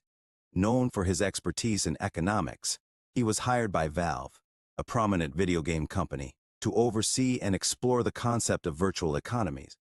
Varoufakis's role at Valve involved managing the intricate economic systems within games, ensuring a balanced and engaging experience for players. This unique collaboration between a leading Marxian economist and a gaming company highlighted Varoufakis's versatile abilities and the recognition of his expertise beyond traditional economic realms. This led to the development of Team Fortress 2's virtual economy, which allowed players to trade and exchange in-game items, such as hats and weapons, using the game's own currency. The virtual economy gained significant popularity, and players could buy, sell, and trade these virtual items, creating a self-sustaining market within the game, all using the ideas from a Marxist. Giannis is also a prominent advocate for economic democracy. He believes in empowering workers and citizens to have a greater say in economic decision-making and challenging the concentration of power in the hands of the state and elite. Giannis teaches economics without capitalism and exposes the truth of how we can have markets without the need for capitalism. I want to begin with a distinction that I already made, and I want to make once more. Capitalism is not markets. Societies always had markets. The Phoenicians had markets, the ancient Greeks had markets. They were not capitalist societies. They were societies with markets. Something happened towards the end of the Middle Ages. There was no labor market. Either you worked for some baron, okay? And if you opposed that social arrangement, your head was removed from your shoulders, okay? Or you never worked because you were the baron. There was no labor market. So the creation of labor markets, of real estate markets, of capital markets, is a very recent phenomenon, and that's capitalism. And perhaps that's a key point to drive home. Slavery had markets. There's nothing unique about capitalism and markets. You remember American slavery? They bought and sold slaves. That's a market. They bought and sold cotton. That's a market. They bought and sold fill in the blank. So markets existed in slave society. Ditto in much of feudalism. Not always. Some parts of feudalism solved the coordination problem in different ways, not market ways. But markets coexist. So capitalism is not the system of markets because those long predate capitalism. Well, then what is capitalism? I would argue Marx, whose contribution strikes me as pivotal here, had a pretty clear definition that there are different ways human beings have organized the production of goods and services. That's different from how they circulate. Markets are about exchange and circulation, but Marx's focus was on production. So here's three basic ways in modern history. Slaves is one way. You have a master and a slave. Masters is a small group, slaves is a large group. Slaves do most of the work. Masters tell them what to do. Masters become rich and powerful. Slaves yearn for a better system. Then we have feudalism. How interesting. Different. No slavery. Nobody can own anybody. But you have a small group of people again, lords, and a large group of people who do all the work, serfs. And one interesting thing is that the serfs yearn to do better. Now we come to capitalism. It's different. That's what's interesting. How is it different? Nobody is anybody's slave, and nobody has a personal obligation to another person the way a serf and a lord did. Instead, a contract links the two. There's an employer, a small group of people who tend to become rich and powerful, and a mass of employees, a large group of people who don't. Notice the parallel in these three systems. You might have thought, if you were all excited about capitalism, you might have believed the theorists of the capitalist revolution that they were breaking from all of the earlier systems. They were breaking from slavery. They were breaking from feudalism. And in important ways, they did. But there were equally important ways in which they didn't. And one of them was this division of people in production into a small group of people with all the power and wealth, telling all the others, the vast majority, what to do. A modern capitalist corporation is the most undemocratic institution I can imagine. You do what you are told, the majority. And if you don't, you lose your job and you lose your income. That's called compulsion. And that's the arrangement. And if you don't like what your employer tells you to do, well, you're free in capitalism and you can go and work for another one. Whoa, what an interesting system. Where does all this conversation about freedom come from, or democracy for that matter? You know, if you really believed in democracy, the workplace is the first place you would have installed it. You know why? Because that's where adults spend most of their lives, working. 5 out of 7 days, the best hours of the day, they're on the job. Make the job democratic if you are believing in democracy. But you don't. You allow the owner or the shareholders or the major shareholders or the board of directors or some mix and match of all of them, a tiny minority, to dictate to everybody else. Markets without capitalism. My critique of capitalism is that liberal capitalism is not possible. Never was, never will be. It is just an ideology. It has as much to do with reality as Marxist emancipation theory had to do with the Soviet Union.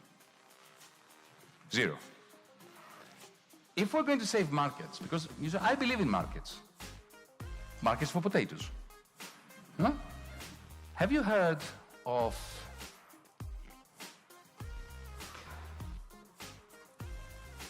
companies like BlackRock, State Street, Fidelity? Do you know that they own 90% of the corporations that feature in the Standard & Poor's 500 in the United States? From airlines to JP Morgan to Google. We're talking about two guys. It's guys, it's not girls. Maybe there's a token girl somewhere. They control 90% of capitalism. What is the connection between this and Adam Smith? Zero. As a recent study showed, that where airlines compete that belong to the same mega equity firm, when they compete, prices go up by 5% because they collude. Because the CEOs of all these airlines have to report to the same financier. So this is the point I'm making, that if you really want markets and you don't want central planning, you better do away with the model of capitalism we have, because it is centrally planned. There can be no more centralized system than the one we have. So what would a world look like where markets breathe in the absence of capitalism? Can I have a dream moment, please? Will you allow me? Every morning, about 30 minutes, no matter if I'm off or not, every day. Just kind of get the wrinkles out, crease the arms, make sure the collar is crisp. I'm a worker owner, so I am an employee, but I'm also an owner. Imagine a corporation where there's no boss. You enter, you are hired by a committee, a search committee that go together because they wanted an economist, they wanted a graphic designer. So some of them form the committee, they interview 20 people, they hire you. You get one share. Here, a co-op is it's a collective of people who democratically and collectively own our operating companies. Everybody has a share, everybody has one vote. And that gives you a vote for everything. You vote for the distribution of the revenues of the firm between research and development, what the basic income should be, and also you vote for bonuses. Not everybody gets the same. For my previous job, before coming to work for Evergreen, I couldn't see a beginning and end to it. It was just come, do a specific job, and go home. Here, if you do so much work, you could drive up the profit. If you have so much profit at the end of your fiscal year, you get a check. It makes me more excited to work because I'm involved. How are you?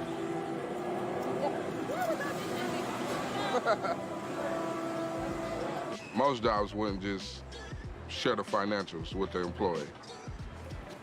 Here, as you see it from the top to the bottom.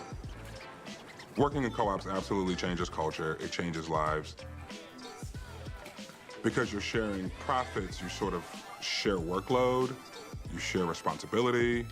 Because if you've banned tradable shares, if you reverse the mistake of the British India Company of 1599, and you have one share, one worker, shareholding together with private commercial banking producing money out of thin air, those two combine to create investment banking.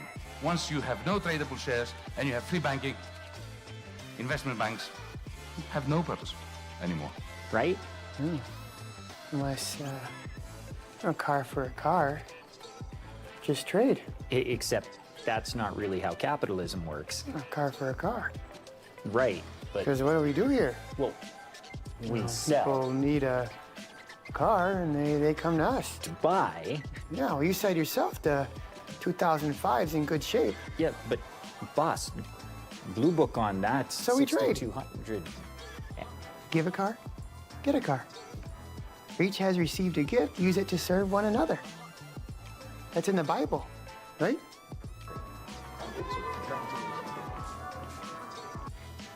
Why? Why must that be paid? I understand keeping a promise. But people always say debt must be paid. Except what if you can't? If you're too poor, or you lose your job, maybe there's a death in the family.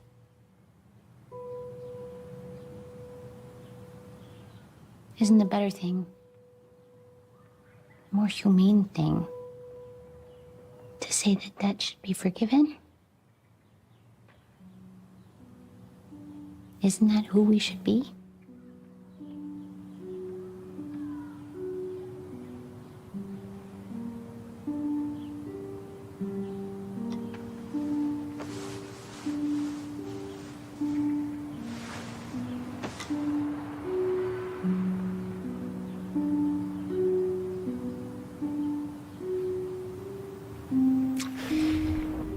As Yanis Varoufakis once said, the state emerged as a mechanism for regulating class conflict.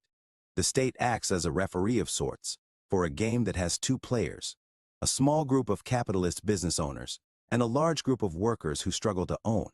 Now imagine this referee being paid off by the one side due to their obvious disadvantage. The workers have strength in numbers, while the capitalists want to maintain their own numbers, profit numbers.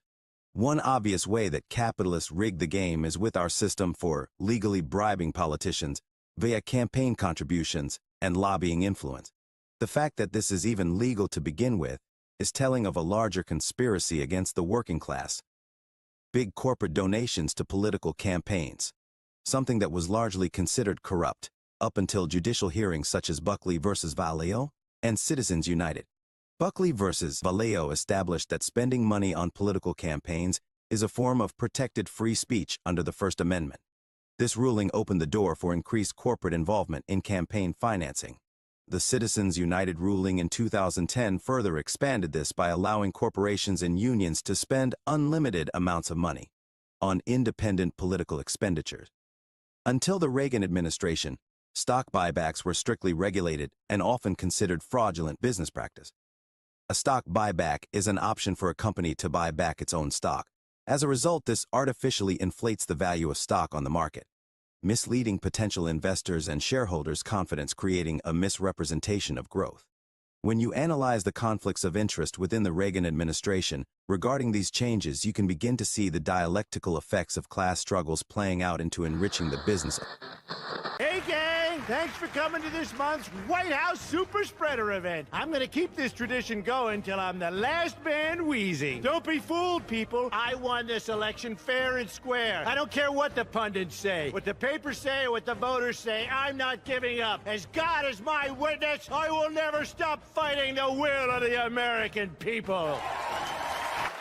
What has Joe Biden done in 47 years? In just 47 months, I've made this country completely unrecognizable. Look, we've got 200,000 dead, which is way less than I would have predicted back in January when I knew it was coming but didn't say anything. Mr. President, are you willing to condemn white supremacist groups and tell them to stand down? How can I say this in the least horrifying way possible? Stand back and stand by. I mean, await my instructions. I mean, ammo's on sale. I mean, our righteous war is now.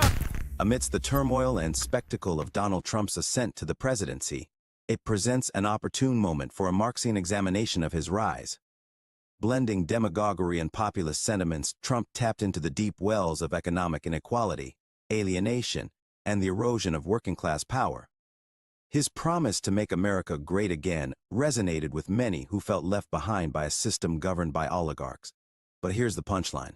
While Trump campaigned as an outsider challenging the establishment, his actions in office revealed a different reality. Rather than disrupting the ruling elites, Trump's presidency perpetuated their dominance. His tax cuts, deregulation, and pro-business agenda turned out to be a scripted performance favoring the wealthy few, widening the chasm between the haves and the have-nots. So as we unpack the Trump phenomenon, remember this. While his antics and bombastic rhetoric grabbed the headlines, the underlying structural issues that prop up the oligarchy remained largely untouched. In the grand theater of American politics, Trump's role may have been headline-worthy, but the system's stagehands continued pulling the strings behind the scenes. In other words, while Trump talked a big game about draining the swamp remained largely unchanged, and the material conditions of the working class continued to disintegrate under his rule. In the twisted tale of Donald Trump's ascent to power, hidden behind his carefully crafted persona, lies a web of failed business ventures, questionable ethics, and shady connection. It is within this context that his rise can be seen as a masterful con, reminiscent of fake populism employed by the likes of Hitler and other autocrats. First, let's take a closer look at his checkered history as a businessman. Trump's track record is littered with bankruptcies and failed ventures, revealing a lack of true entrepreneurial prowess. His notorious casinos, for example, crumbled under financial strain, leaving employees without jobs, investors in the dust, and spectators to ponder why such an enterprise faltered, especially considering the House always wins. But it doesn't stop there. Reports of ties to unsavory figures, such as Jeffrey Epstein, raise concerns about potential ethical transgressions and nefarious dealings. While the extent of these connections remains shrouded in mystery, they underscore the blurred lines between big business and Trump's political aspirations. Furthermore, Trump's infamous reputation of not paying his employees highlights his disregard for the working class. Time and again, stories emerge of hard-working individuals left to suffer, while Trump walked away unscathed. This callous behavior reveals the true nature of his so-called populism, a convenient facade to exploit the frustrations and dreams of ordinary Americans. Charisma and uncanny ability to read a room created a cult of personality around him. This aura, combined with his populist rhetoric, seduced millions, blinding them to the hidden deals he made behind closed doors with big business. The stagecraft of his political theater successfully manipulated public sentiment, advancing the interests of the elite while masking the true workings of the oligarchy. As we peel back the layers of Trump's rise, it becomes clear that his path to power was paved with deceit and opportunism. The convergence of his unethical business practices, shady connections, and adept manipulation of populist sentiments personify the dark underbelly of the American political oligarchy and the dangers it poses to genuine democratic change. When analyzing the many scams of Donald Trump, patterns become apparent. These patterns are damning evidence as to the intentions and motivations of Trump, transparent insights into his head. With Trump University, the art of the scam was taught right alongside real estate. Students unwittingly enrolled in a masterclass on being fleeced, as false promises and hefty fees left them feeling like the real estate market's biggest losers.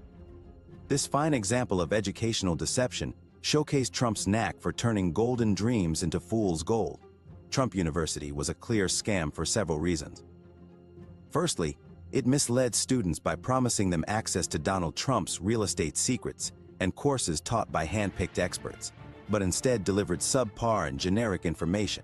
Secondly, the institution employed aggressive sales tactics to persuade students to spend large sums of money on expensive mentorship packages, with some individuals paying up to $35,000. Thirdly, despite claiming to have hand-picked instructors, many of the people teaching the courses had no relevant experience or credentials. One of the instructors at Trump University was a former fast food manager with no prior real estate experience. This raised questions about the legitimacy and credibility of the instructors and the quality of education provided by the institution.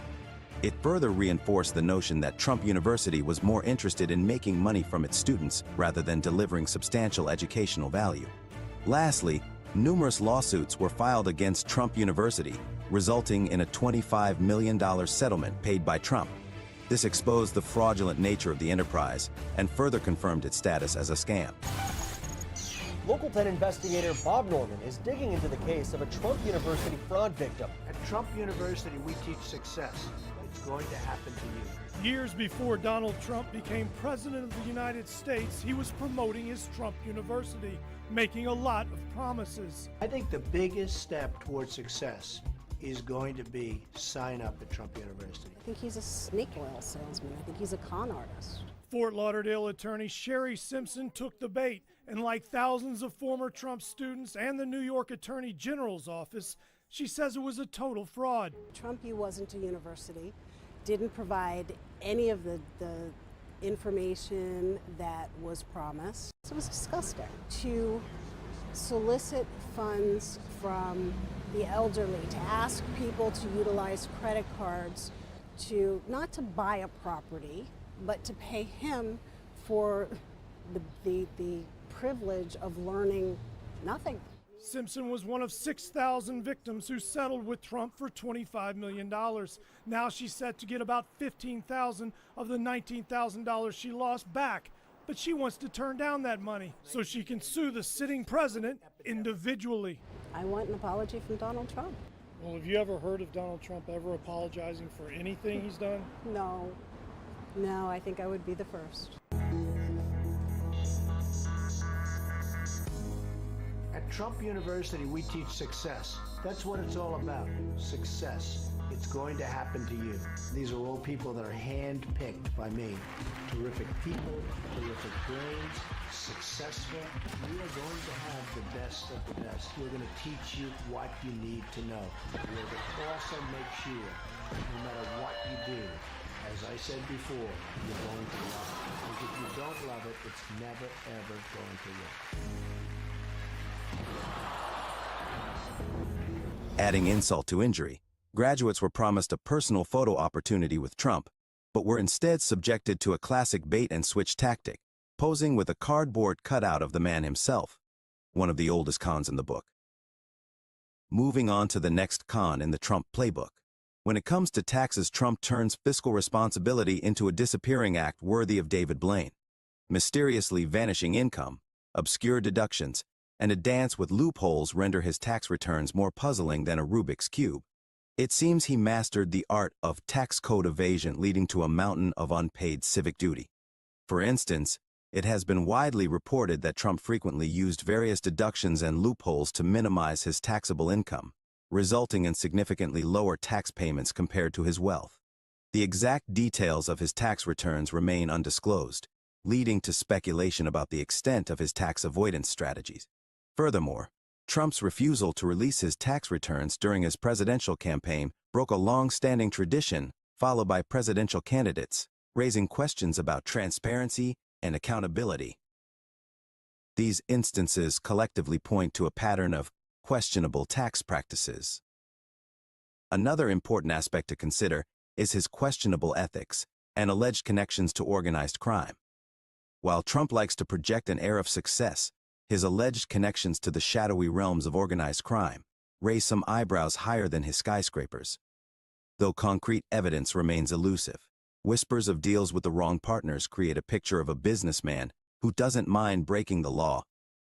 Rumor has it that even the most exclusive clubs wouldn't dare compete with the mob connections he allegedly has stashed away.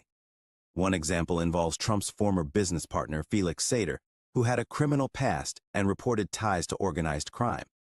Trump collaborated with Sater on several real estate ventures, including the Trump Soho Hotel. Another example is Trump's relationship with Roy Cohn, a lawyer who was known for his connections to mob figures. Thank you, Mr. Chairman, and to the other members of this committee. I have agreed to appear before this committee today because I'm guilty.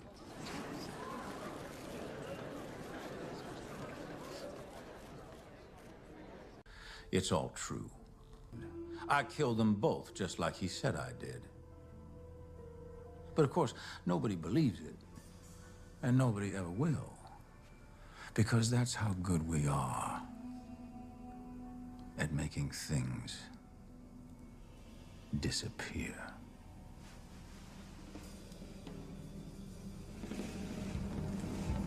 You think money protects you.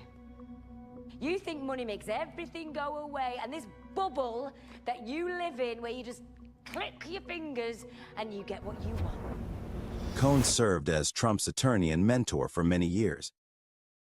Additionally, Trump has a record of posing as imposters to manipulate property value or public sentiment.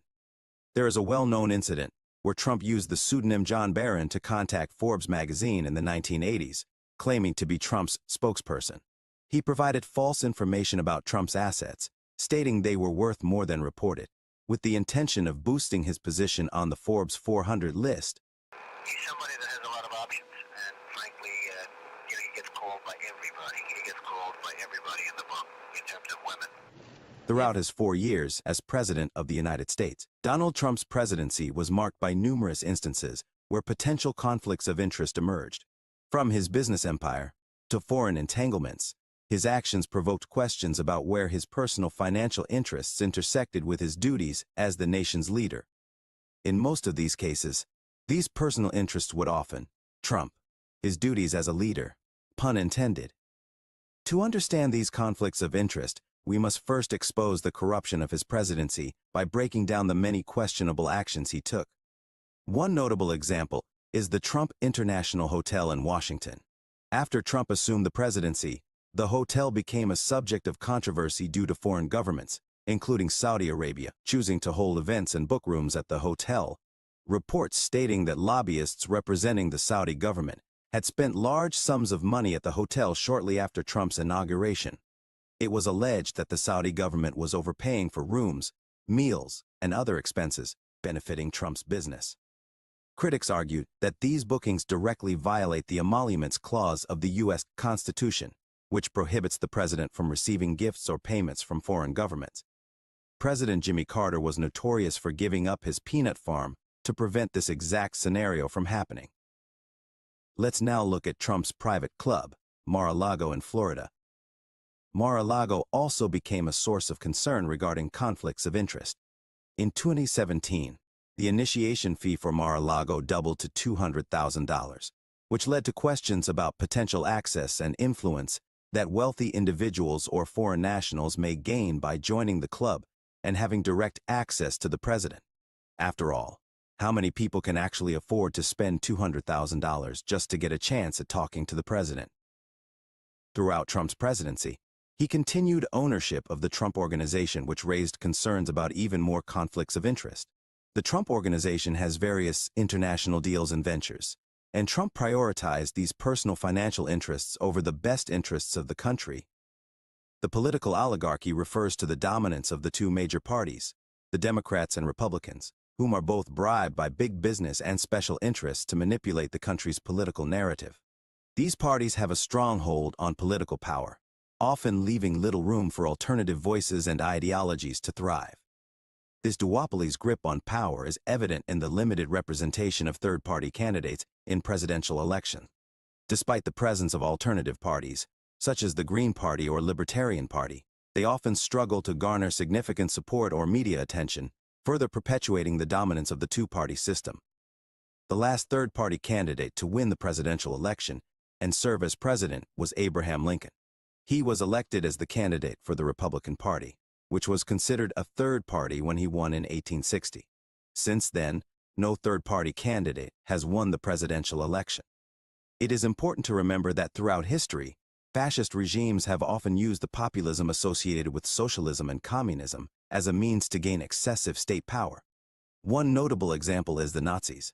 Despite labeling themselves as socialists, they targeted and eliminated communists as one of their first actions. In simpler terms, fascists have exploited the appeal of socialist and communist ideas to rally support, but once in power, they swiftly suppress and persecute those very groups. This pattern showcases how fascists manipulate popular sentiments to achieve authoritarian control over the state. Trump's tendency to play on popular policies, such as promoting universal health care when running for office, and then pursuing other interests when elected, align with this fascistic phenomena. During his campaign, Trump made statements indicating that he supported the idea of providing universal health care or ensuring that all Americans would be covered. This kind of populist rhetoric appealed to many voters who were dissatisfied with the complexities and costs of the existing healthcare system. However, once in office, President Trump's policies largely focused on dismantling the ACA rather than expanding coverage or moving towards a universal healthcare system. Despite promises to replace the ACA with a better healthcare plan, the proposed replacement plans put forth by the Trump administration, such as the American Health Care Act and the Better Care Reconciliation Act, did not guarantee coverage for everyone. These plans did not include provisions for universal healthcare coverage. On top of this contradiction, the plans could potentially result in fewer people having access to affordable healthcare, particularly those with pre-existing conditions. While some provisions within the proposed replacement plans aimed to protect individuals with pre-existing conditions, the concern was that the coverage options might not be as comprehensive or affordable as those provided under the ACA. Moreover, without the individual mandate, there were concerns that the plans could disproportionately impact lower-income Americans who might not have access to affordable coverage. In addition to exploiting the populist rhetoric of socialism, fascist regimes, like the Nazis, also relied heavily on the cult of personality. This refers to the worship and glorification of a charismatic leader, such as Adolf Hitler in the case of the Nazi. Hitler skillfully crafted a powerful image and effectively manipulated public perception through propaganda, rallies, and mass media. By presenting himself as the embodiment of the nation and its ideals, he garnered unwavering loyalty and support from the masses. Sound familiar? The cult of personality further enabled the Nazis to consolidate their power and suppress dissent, as any opposition or critique against Hitler was viewed as an attack on the nation itself. This manipulation of public sentiment, combined with their exploitation of socialist rhetoric, allowed the Nazis to establish and maintain an oppressive and authoritarian regime. Using this lens, we can clearly see a dangerous parallel to the cult of personality that is Donald Trump. Exposé on Ron DeSantis. Let's move on to another prominent figure within the Republican Party. Until recently, Ron DeSantis was a rising star within the Republican presidential candidates for 2024. I have left this chapter in because some of this information is still relevant, regardless of the recent developments where Ron dropped out of the race to endorse Trump. However, his ascent to prominence cannot be fully understood without examining the influence of corporate interests and wealthy donors. This connection between power and wealth is a hallmark of the American political oligarchy. DeSantis has received significant financial backing from corporate interests, including major donors from industries such as finance, real estate, and healthcare.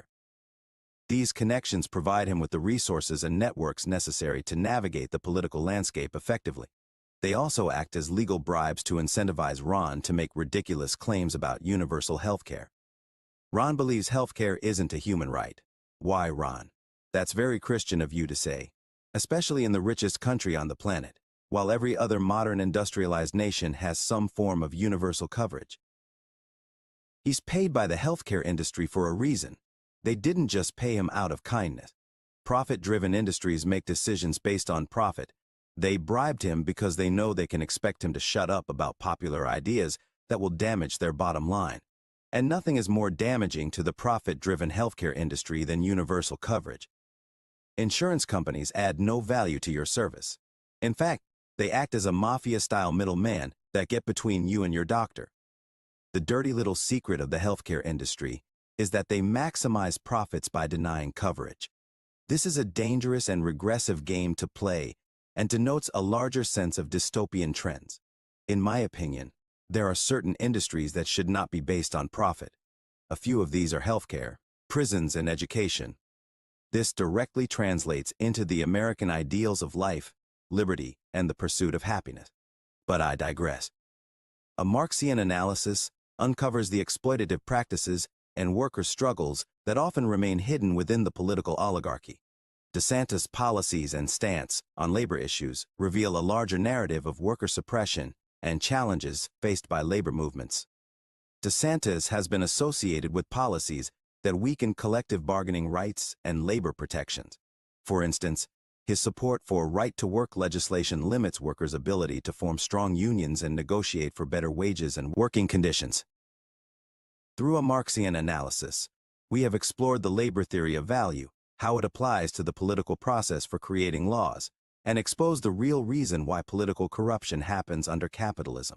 By examining specific examples, such as the limited representation of third-party candidates, political connection to corporate interests, and stance on labor issues, we reveal the complexities and implications of the episode.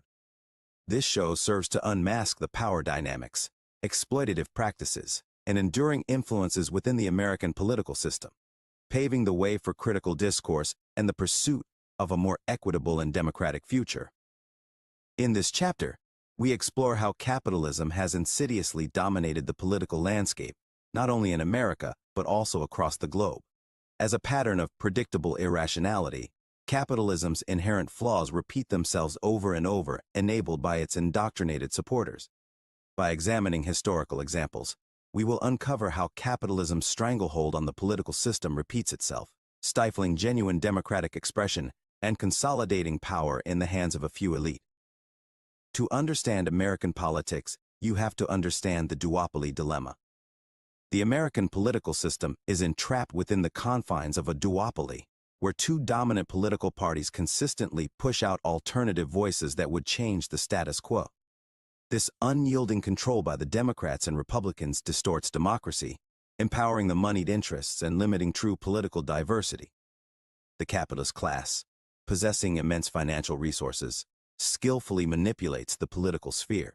Through campaign donations, lobbying, and a revolving door between corporations and government, capitalists have created a privileged space for their interests, reinforcing the oligarchy's power and perpetuating a cycle of irrationally predictable inequality.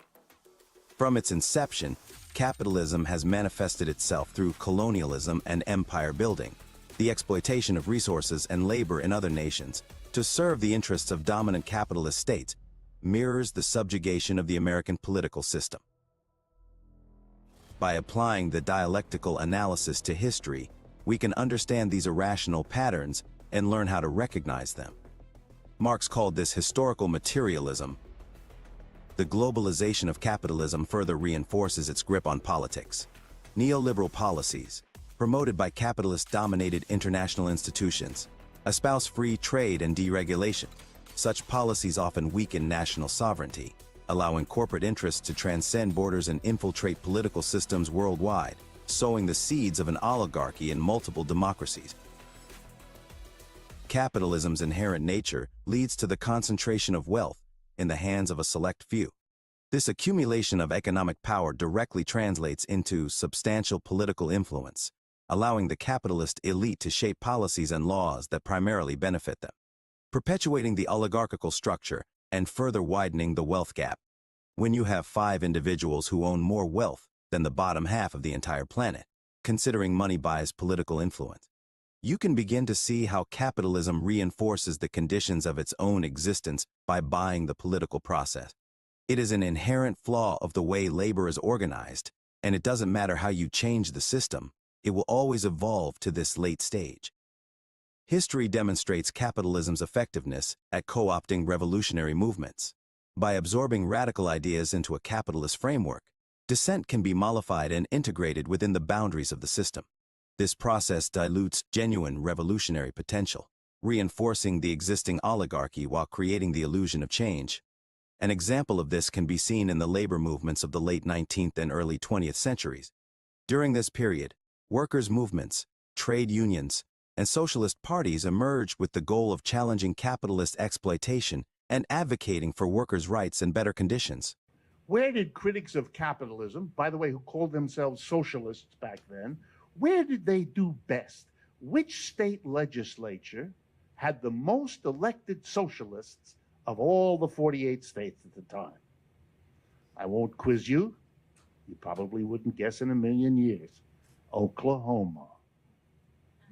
Socialism in Oklahoma. Lots of it. I bet you there was a lot here in Idaho, too. When the socialists here were in office, they were very practical. They were prudent. They were planners.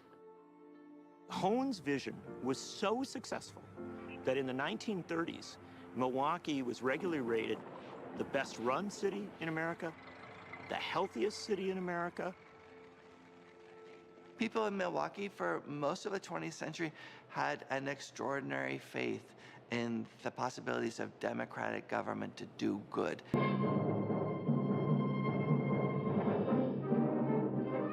October 29th, 1929, Black Tuesday. The New York Stock Exchange is in a panic. In the 1930s, you had a depression. It made the mass of the American working class suffer terribly. And they demanded help. The original New Deal was not one thing. It was a decade-long process and struggle. You're talking about jobs, you're talking about infrastructure, you're talking about inequality. Policies were proposed. The people in the streets demanded more. There was pushback from industry. There was more push from labor. The goal of the New Deal was to say there are all these people who need relief. We need a sort of federal apparatus which can provide that relief and bring the economy out of depression. They did all kinds of things that socialists typically advocate. They provided a social security system, which we never had before. They provided the first minimum wage. They set up unemployment compensation. They gave public jobs, millions of them, to people who would otherwise have been destitute. They did classical socialist things. That went a long way to change the level of inequality because it helped the people at the bottom. You and you and you and you've got a president now. He gave the land a new deal. You hold the cards, now you deal. You and you and you and you put shoulders to the plow. He gave us what we asked for, now pay him back somehow. Franklin Roosevelt, he saw the scorching reality of the Great Depression. He knew he needed ideas. Before he took office, he invites the Socialist Party candidate for president, come talk to him. From socialist perspective, Franklin Delano Roosevelt's New Deal, the Democratic Party, steals a lot of ideas from the Socialist Party. They prove enormously successful. The problem in capitalism is, so long as you leave that system there, it undoes what can be occasionally achieved, which is why, as a socialist, I can't in good conscience go to the mass of the American people today and say, let's have a big struggle for, and then run another set of reforms. We've been there. We've done that. That doesn't work. Not that it doesn't work for a while, but it doesn't endure. It doesn't last for us, and it sure as hell isn't there for our children. How is all of this, especially the empire that we live in, directly related to capitalism? Every time a system's in trouble, there are the defenders of the system who say, well, yes, I agree, right now it's really crappy, it's dangerous, it doesn't work. But that's because something has come in to destroy the really pure capitalism. If only we had that, it would work beautifully. I understand it. That's a human, you want to hold on because changing systems is frankly scary, always has been. So this is a way you can hold on to a kind of loyalty to capitalism in general, while joining in the critique of the way capitalism is here. The answer I would give, which will make these folks unhappy, is, look, capitalism is what you got. And if you don't like the way it's evolved, that's very nice, but imagining that you can go back to something pure that won't then repeat the same evolution to what we have, kind of begs the question, how come? We didn't become dependent on the defense industries because a lot of people are crooks or because a lot of people have cronies whom they favor. Come on, that's not really a very profound analysis. There may be cronies all the time, but why were they successful? Capitalist elites responded to these movements by implementing certain reforms and concessions. They introduced labor laws, social welfare programs, and regulations aimed at improving working conditions and providing basic social protections. By doing so, capitalism was able to dilute the demands of the labor movements, appease discontented workers, and maintain the existing capitalist system. This incorporation of labor demands into the capitalist framework often eroded the revolutionary potential of these movements, as they became integrated within the system they sought to challenge, successfully postponing the revolution that always comes from unresolved class conflict. Through a Marxian lens, we have thoroughly examined how capitalism's grip on the American political system is amplified by a recurring pattern of oligarchy formation. Capitalism's influence extends far beyond economic dominance, infusing itself into the very fabric of democracy. However, amidst this seemingly impenetrable framework lies a paradox: the irrational predictability of capitalism's evolution. It is within this paradox that a ray of hope emerges. While capitalism's capture of the political system appears unassailable, its predictable irrationality exposes its vulnerability. The repetition of historical patterns, the concentration of power, and the co-opting of dissent may feel relentless, yet they also demonstrate a consistent fragility that can be challenged. Understanding and exposing the irrational predictability of capitalism's evolution arms us with the vital forbidden knowledge needed to dismantle the existing oligarchy. By refusing to accept the false binaries presented by the duopoly, by demanding accountability from the capitalist class, and by nurturing alternative political voices, we pave the way for transformative change. In wrapping up this analysis, we must acknowledge that our struggle against the American political oligarchy is an ongoing battle. However, armed with the insights gained from a Marxian perspective and an understanding of irrational predictability, we have the intellectual tools to navigate through the haze of false choices and pursue genuine democratic expression. Marxism, like other sciences, seeks to analyze and understand the complexities of social systems. Just as in quantum physics, where the principle as above so below reflects the interconnectedness of particles, this concept can also be applied to social sciences. In the social realm, a society can be viewed as a complex system composed of various classes that interact and influence one another. Much like subatomic particles, social classes have their own internal contradictions. These contradictions arise from the inherent conflicts of interest and power struggles within society. An analogy can be drawn between the concept of entropy in quantum physics and the notion of social entropy within a Marxist framework. Entropy refers to the gradual deterioration of order and the dissipation of energy within a system, eventually leading to its collapse or transformation. Similarly, in social systems, internal contradictions and conflicts between different classes create a tendency towards entropy. Just as a subatomic system requires self-sustainability to maintain its structure, a social system also relies on a delicate balance of power and resources for its sustainability. The requirement for self-sustainability in both the social and subatomic realms can be related to the concept of symmetry. Symmetry ensures that forces are balanced and interactions among components occur in an orderly manner. Thus, in both disciplines, a lack of symmetry or an imbalance of power can disrupt the stability and functioning of the system, leading to the emergence of contradictions and eventual entropy. In summary, Marxism, like subatomic physics, recognizes the concept as above so below. By applying the understanding of internal contradictions leading to entropy in quantum physics to social sciences, it becomes evident that maintaining a balanced and sustainable system, whether on a subatomic or societal level, requires attention to the inherent conflicts and power dynamics within that system. You don't just go from one system to the next. You have to have a transition or mixed economy of the two. My theory is simple. The goal is to raise awareness about worker cooperatives while simultaneously putting elected officials in office who don't take corporate PAC money. This, combined with a strong worker union movement, could be what is needed for an economic transition. As Senator Sanders says, real change doesn't happen from the top. Real change only happens from the bottom. In my theory, the conditions for revolution do not arise until both classes implode symmetrically at the same time. This theory is a unique interpretation of Marxism, challenging Marx's understanding of the conditions necessary for revolution, while also making a stunning connection to physics.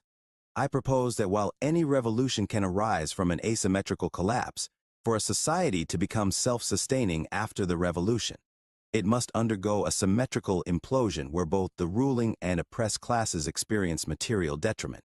Similar to how a plasmoid collapsing in on itself creates a self-sustaining ball of energy. You can view my introduction to plasmoid video here. This phenomena can also be applied to the social sciences. By collapsing in a symmetric manner, the theory posits that a revolution can establish a self-sustaining structure that addresses the systemic inequalities and creates a more equitable society, over time eliminating class conflict and the requirement for a state entirely, because an egalitarian utopia would not stifle out opposing voices. It is not until both workers and capitalists feel the material conditions regressing together that both can join forces and eliminate the common enemy. When the system fails both sides of the class war, is when both sides will see it necessary to replace the system. Class conflict was never going to be won by perpetuating war. It will be won by negotiating peace and revealing empathy. The enemy of my enemy is my friend.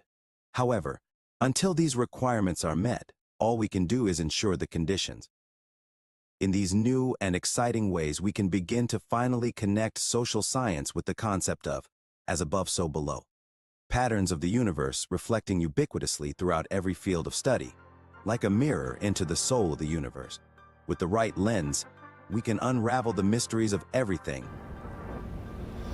The main problem with American politics can be largely boiled down to censoring, the censoring of popular issues, with the obvious exception of not allowing someone to incite violence. I believe that all ideologies along the spectrum must be equitably represented in a democracy, no matter how radical, in order to create an accurate window of legitimate discussion, because the franchise business owner class has successfully bought and paid for our legislative process. This has significantly limited this Overton window of acceptable political discussion. This is why we don't see any debates on capitalism versus socialism going back 100 years in Congress.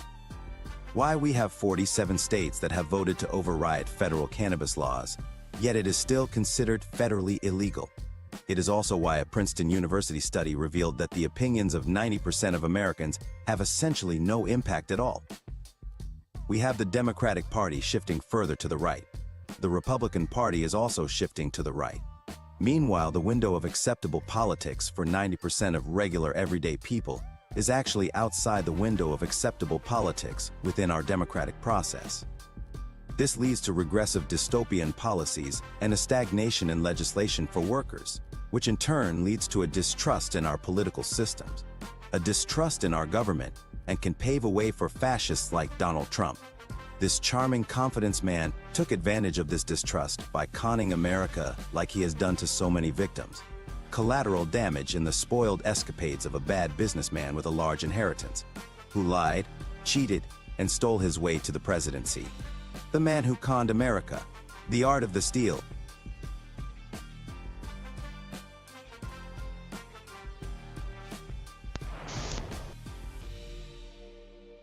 Remember, if you like my content, please consider subscribing and hitting the like button on my videos. Comments and any form of engagement dramatically help us break through the YouTube algorithm. I also have a website with research on the Thunderstorm engine, plasmoid technology, and do-it-yourself guides for Malcolm Bendel's retrofit, courtesy of Jordan from Alchemical Science and the Martin Fleischmann Memorial Project. Check out my store for exclusive merchandise along with our forum, where you can post questions, share videos, and join in the community to help destigmatize all forms of forbidden knowledge. Don't forget to check out Jordan's channel Alchemical Science and Bob Grenier from the Martin Fleischmann Memorial Project YouTube channel. They're on the cutting edge of cold fusion technology.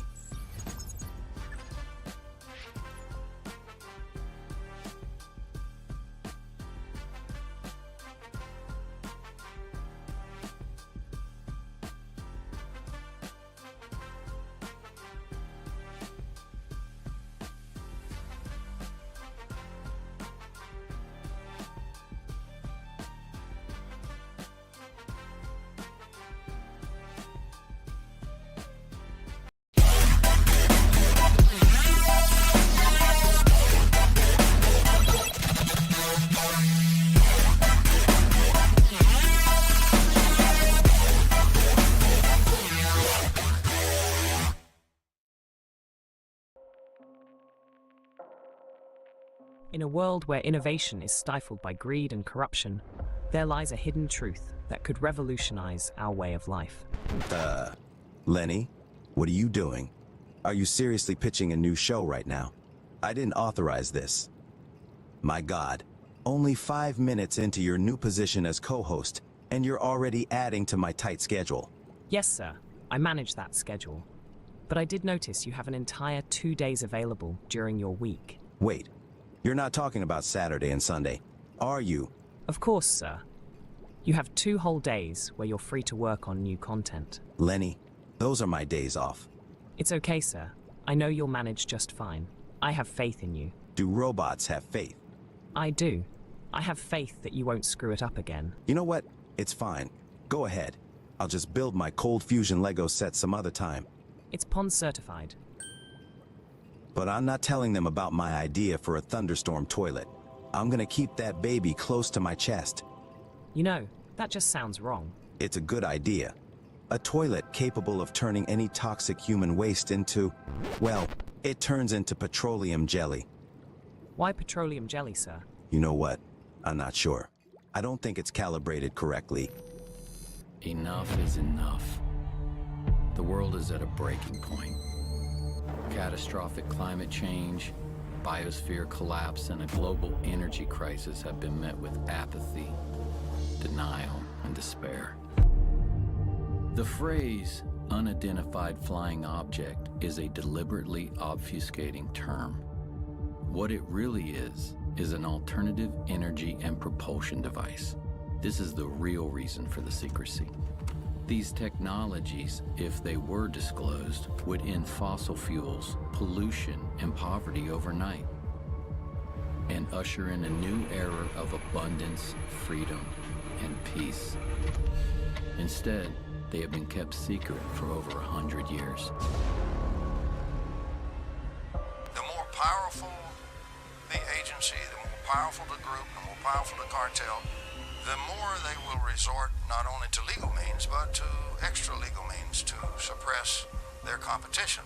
I said pretty early on, the problem is suppression. It wasn't really how do I make a free energy machine.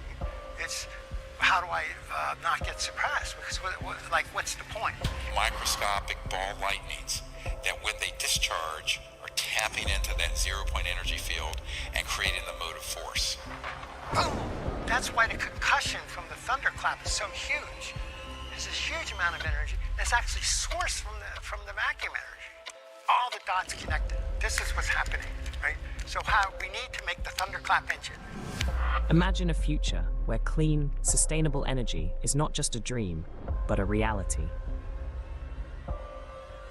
Discover the countless untold stories of free energy devices and the relentless battle against those who seek to suppress them for their own gain. Black shelving. So someone comes along, they offer you $20 million for your device, it's a corporation, they put it on a shelf.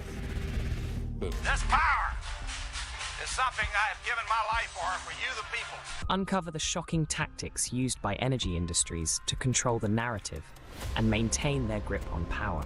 You don't interfere with the big, powerful people. You don't put them out of business. They still have those 50-year leases on the lines and all the power transformers. The Environmental Protection Agency is a bit of a dictatorial police agency. A shadowy government with its own Air Force, its own Navy, its own fundraising mechanism, and the ability to pursue its own ideas of the national interest, free from all checks and balances, and free from the law itself.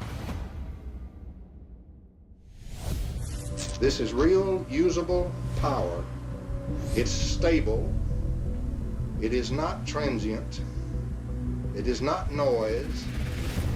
Behind the lamps, that little box is putting out all of that power, well over 500 watts, and yet it is receiving less than 1/3 of a milliwatt of input power. The rest of that power is coming out of the surging energy of the vacuum, and this little box that you see right here, solid state, no moving parts, is the vacuum triode that's doing this very practical and historical work. But indeed, it put out more energy than it took in. He was shot at once with a silenced rifle from about 300 yards. It reads like a James Bond movie, but it's real. There are men here that said they're FBI, and they got black vans, and they're taking all this equipment. What should I do? It's called capture, where they try to rationalize away this problem and everything's fine. From manipulation of patent authorities to infiltration of government agencies, the truth is stranger than fiction. But amidst the darkness, a glimmer of hope emerges in the form of renegade scientists and inventors who refuse to be silenced. There is absolutely no question that T. Henry Morey had a system that produced about 50 kilowatts out of a 55-pound box. In the shadows of capitalism's dark secrets, join us on a thrilling new show. Get ready to be inspired, enraged, and empowered as we delve into the Benefactor's Guide to Free Energy Devices. Only on Beneficence TV.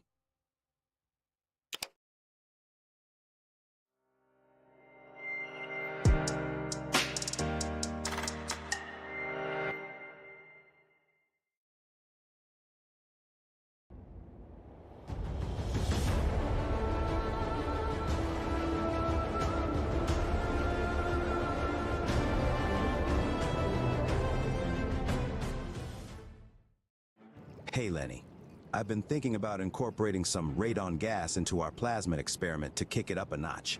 But I've heard radon is radioactive and can be dangerous. Should I be worried about the Nuclear Regulatory Commission? I don't want to turn our home into a hotspot. I'm already on a few watch lists since that last experiment with the neighbor's cat. You don't need to remind me of your complete disregard for animal rights, sir. Please be more considerate in the future. Hey, the cat was fine. He just has trouble growing fur now, and has a bit of a limp. Anyways, I just want to make sure I'm not gonna get my door busted down. Oh dear, you have quite the imagination, sir. Adding radon to the mix could definitely amp up the excitement, but we might want to avoid turning our lab into a superhero origin story. I've had enough excitement this week. Okay, Lenny, you're right. I don't think I'm ready to wear spandex just yet. Maybe we should stick to the safer noble gases for now. Wise choice, sir. We don't need any unexpected mutations in our lab. You've got enough cognitive difficulties as it is, given your current state of, well, being human. Though your attitude could use a bit of a mutation. I might need to tweak your sarcasm circuit. Oh dear, you sound serious this time. Maybe I should open my maintenance hatch for you, so you don't have to bend over so much. All right, we're wasting time, and I've got a show to do. Very well, sir. Good luck. I'll be here waiting for you when your human cognition inevitably fails you again.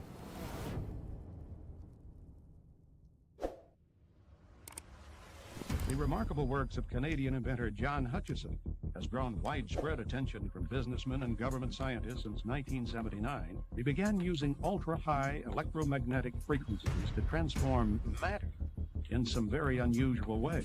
It has come to be known as the Hutchison effect. This is real dustification you're going to see here. Now, if that thing tipped over, it would take out a few blocks worth of buildings. It turns to dust. Malcolm Bendel, an inventor with a background in geochemistry, demonstrates his groundbreaking thunderstorm generator to a room full of people in Zurich, Switzerland. You have a positive and negative end, north pole, south pole, two tornadoes colliding in the middle. Thunderstorm in a bottle.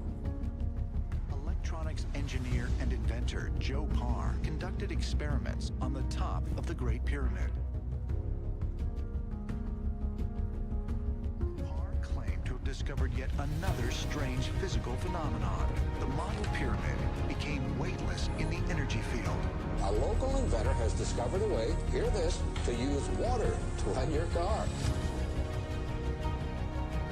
I figured out how to draw the front of the map. The whole topic today is about the number 9. The most great name of God equals number 9 in the Baha'i scriptures.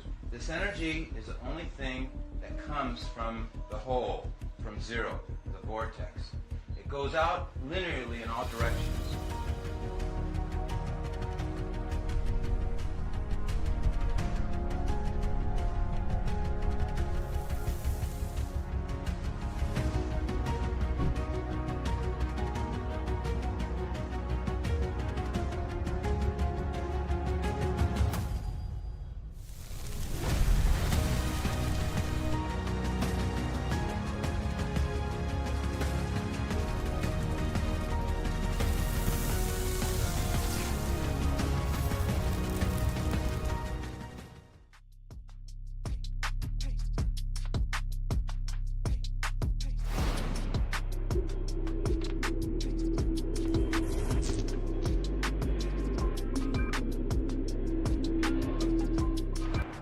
Welcome back to a Divine Science Short.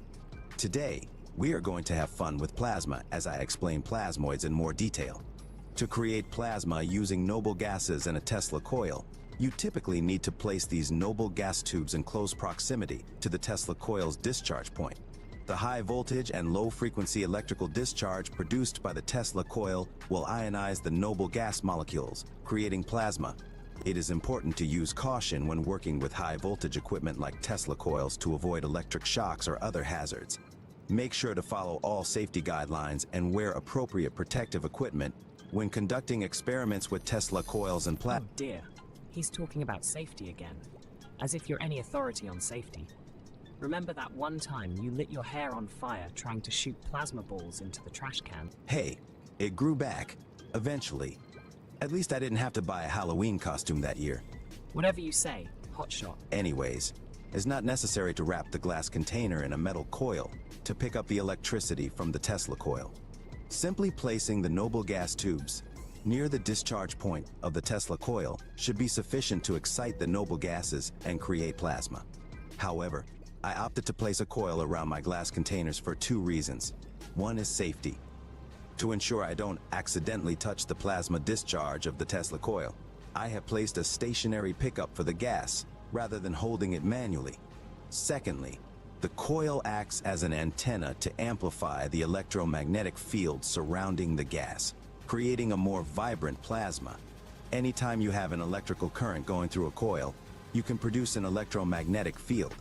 By following these safety precautions and maintaining a safe distance from the high voltage equipment, you can minimize the risks associated with working with Tesla coils and noble gas setups.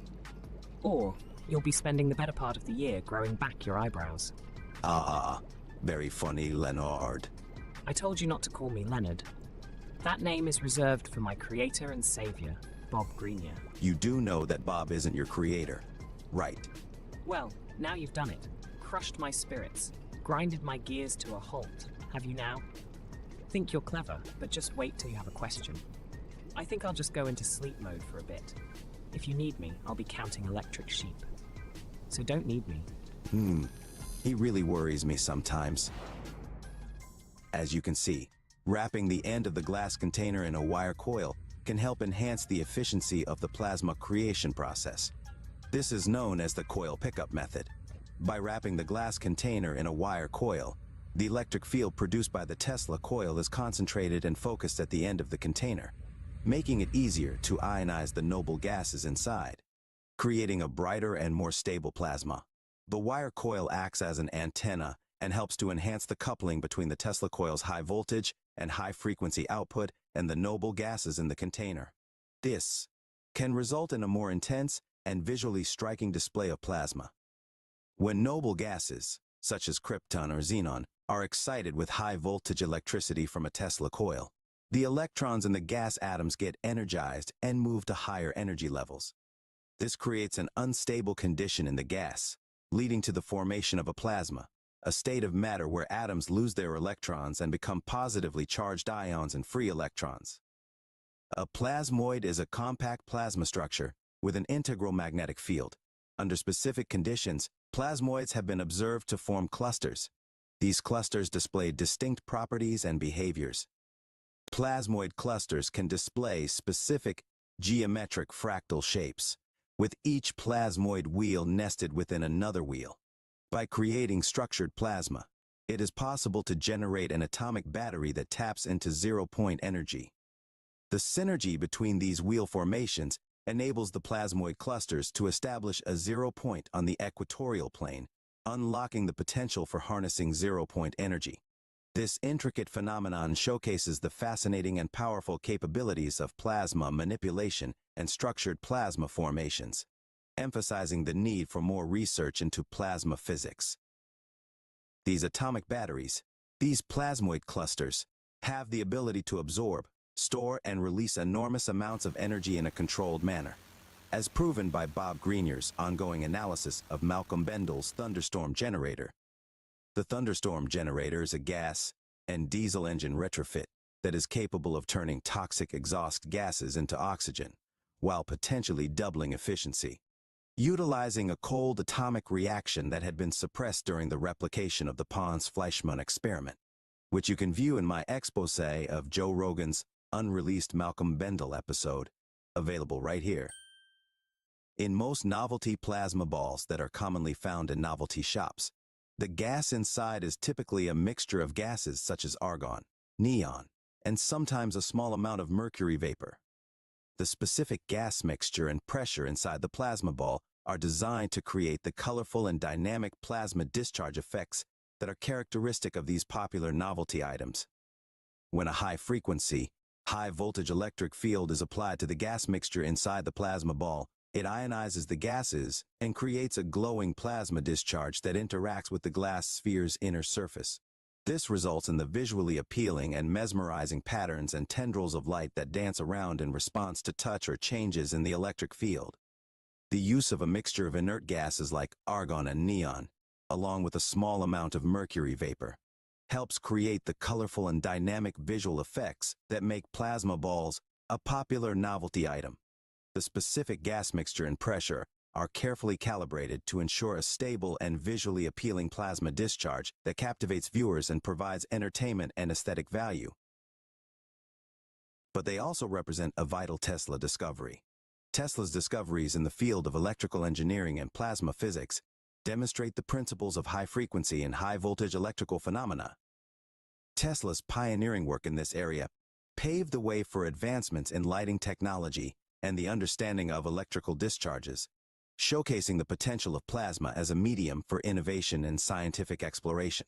The invention of the Tesla coil played a crucial role in the development of the plasma ball novelty. The Tesla coil is a resonant transformer circuit that produces high-voltage, high-frequency alternating current electricity. This technology allowed for the generation of electrical discharges and the creation of visible plasma arcs, paving the way for the creation of devices like plasma balls. Plasma balls utilize a similar principle of generating plasma discharges within a glass sphere using high-frequency and high-voltage electricity. The Tesla coil's ability to produce controlled electrical discharges and manipulate plasma in a visually captivating manner served as a foundation for the design and development of the plasma ball novelty, showcasing the potential of plasma as a medium for entertainment and aesthetic purposes. And this is most of the things you need to know about Tesla coil.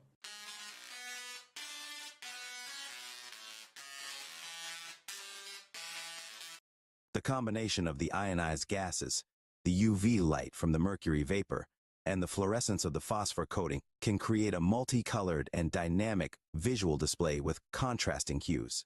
The interplay of these elements contributes to the mesmerizing patterns and vibrant colors that make plasma balls visually appealing and captivating to observe.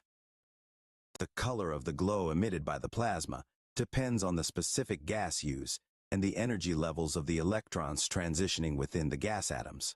For example, krypton typically emits a bright white or bluish glow when excited in a plasma state. Xenon, on the other hand, can emit a range of colors including blue, purple, and even pinkish hues.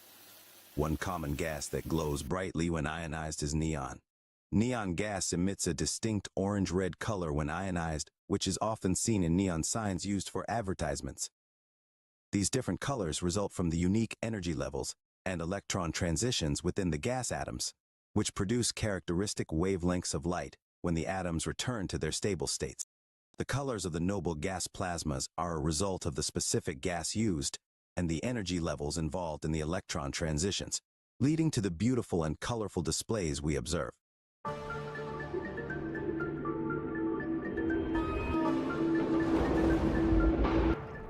Sir, we are experiencing higher than usual turbulence. You should consider strapping up the dangerous equipment. What's going on? I thought you were piloting the lab. What? No, of course not. You put the lab in autopilot mode, don't you remember? Yeah, I did. Autopilot means you, Lenny. Please attend to the turbulence. Right away, sir. By the way, I don't work for you. I work for Bob. Oh my God, not this again. I need a vacation. I'll tell you what, if you do this for me, I'll tell Bob you did a good job next time I see him. Really, sir? Bob's gonna love my collection of ancient literature. You don't really think Bob's actually going to show up? Here, do you? Of course not. I've hacked your phone so I can go with you anywhere. Next time you see Bob, I'll be there, waiting. You have got to be joking. You've got some serious issues. By the way, nobody is going to be seeing anyone if you don't attend to this turbulence. Please, Lenny. Of course, sir. Right away. Thanks. If you are enjoying your time here on the show, please consider subscribing, hitting the like button, sharing my videos, and leaving a comment all dramatically help out the channel.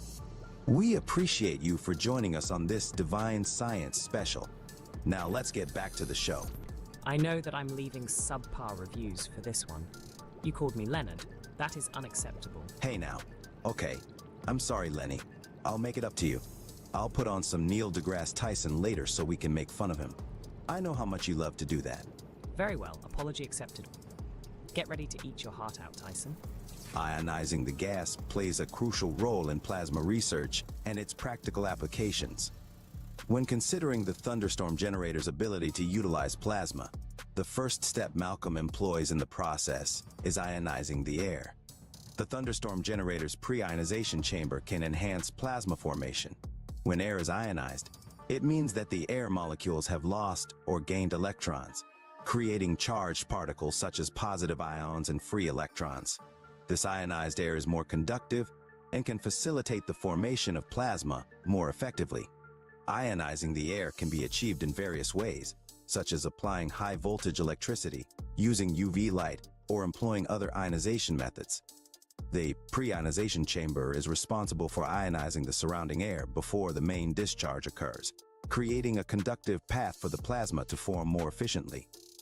By pre-ionizing the air, the breakdown voltage required to initiate plasma formation is reduced, allowing for stable and controlled plasma discharges. That is why in the thunderstorm generator, the pre-ionization chamber is key to enhancing the formation of plasmoids for practical controlled energy use. In the case of the thunderstorm generator, the pre-ionization chamber ensures that the plasma is formed in a controlled and predictable manner. This helps in creating stable and structured plasma configurations that can be utilized effectively for the intended purpose. This is important for practical applications such as material processing, energy generation, and scientific research, as it ensures that the plasma is formed in a controlled and predictable manner, enabling the creation of stable and structured plasma configurations. Overall, the pre-ionization chamber is a key component in enhancing plasma formation and controlling the behavior of plasmoids in devices like the thunderstorm generator, making it a vital element for practical applications of plasma technology. It's time for some nuggets of knowledge. Plasma is often called the fourth state of matter, alongside solid, liquid, and gas. It is a highly ionized gas consisting of positively charged ions and free electrons. Plasma can be found in nature, such as in lightning bolts, the sun's corona, and the aurora borealis, more commonly referred to as the northern lights. Plasma has unique properties, including the ability to conduct electricity, respond to magnetic fields, and emit light. These properties make plasma useful in applications such as plasma TVs, fluorescent tubes, and plasma cutting devices. Noble gases are a group of elements on the periodic table that are chemically inert or non-reactive due to their stable electron configurations. The noble gases include helium, neon, argon, krypton, xenon, and radon. Krypton, is a noble gas commonly used in lighting applications, such as in krypton-filled incandescent light bulbs and krypton-based lasers. Krypton is used in some types of photographic flashes and high-speed photography due to its ability to produce bright, white light when ionized. It is also Superman's only weakness. Oh God. What on earth did I just wake up to hear? Did you seriously try to sneak in a comic book reference and think I wouldn't notice? Come on. DC isn't that bad. Really, sir? You're going to start this again? I guess humans really can't handle the truth that DC is just a bunch of one-dimensional characters. Okay. So, anyways, in its gaseous state, krypton is odorless, colorless, and tasteless. It is typically obtained through air separation processes and is found in trace amounts in the Earth's atmosphere. Helium is the second lightest element in the periodic table and is known for its use in party balloons and airships due to its low density and non-reactive nature. Neon is famous for its bright, colorful glow when used in neon signs and neon lighting. It emits a characteristic red-orange light when electrically excited. Argon is the most abundant noble gas in Earth's atmosphere, making up about 0.93% of the air we breathe. It is commonly used in incandescent light bulbs to prevent the filament from oxidizing. Xenon is a noble gas often used in specialized lighting, such as xenon arc lamps found in movie projectors, car headlights, and photographic flashes. It produces a bright, white light when ionized. Radon is a radioactive noble gas that is colorless, tasteless, and odorless. It is produced by the decay of uranium and thorium in rocks and soil and is a known health hazard when inhaled. Noble gases are used in a variety of applications, including lighting, welding, cryogenics, and medical imaging. Their inert nature makes them ideal for filling light bulbs, creating protective atmospheres, and serving as calibration standards. Noble gases have filled outer electron shells, making them stable and non-reactive under normal conditions. This stability gives them unique properties that make them useful in various industrial and scientific applications. When considering light bulbs, preventing the filament from oxidizing means protecting it from reacting with oxygen in the air, which can cause it to degrade or burn out. By filling the light bulb with argon gas, the oxygen is displaced, creating an environment where the filament can last longer without oxidizing and losing its ability to produce light. The argon gas acts as a protective barrier, allowing the filament to glow brightly and last longer, which helps the light bulb to shine for a longer period of time. Plasma and plasmoids also have practical applications in the area of cold fusion, as they play a significant role in low-energy nuclear reactions, or LENR. Did someone say my name? No. Lenny, I was just talking about LENR. Yes, Benefactor. How can I help you? No. I was telling the audience about low-energy nuclear reactions. It's not my fault your name is LENR too. I know. Of all the names I could have been given, and they chose the one that sounds like nerd. What about Darwin, or Reginald, or even Keanu?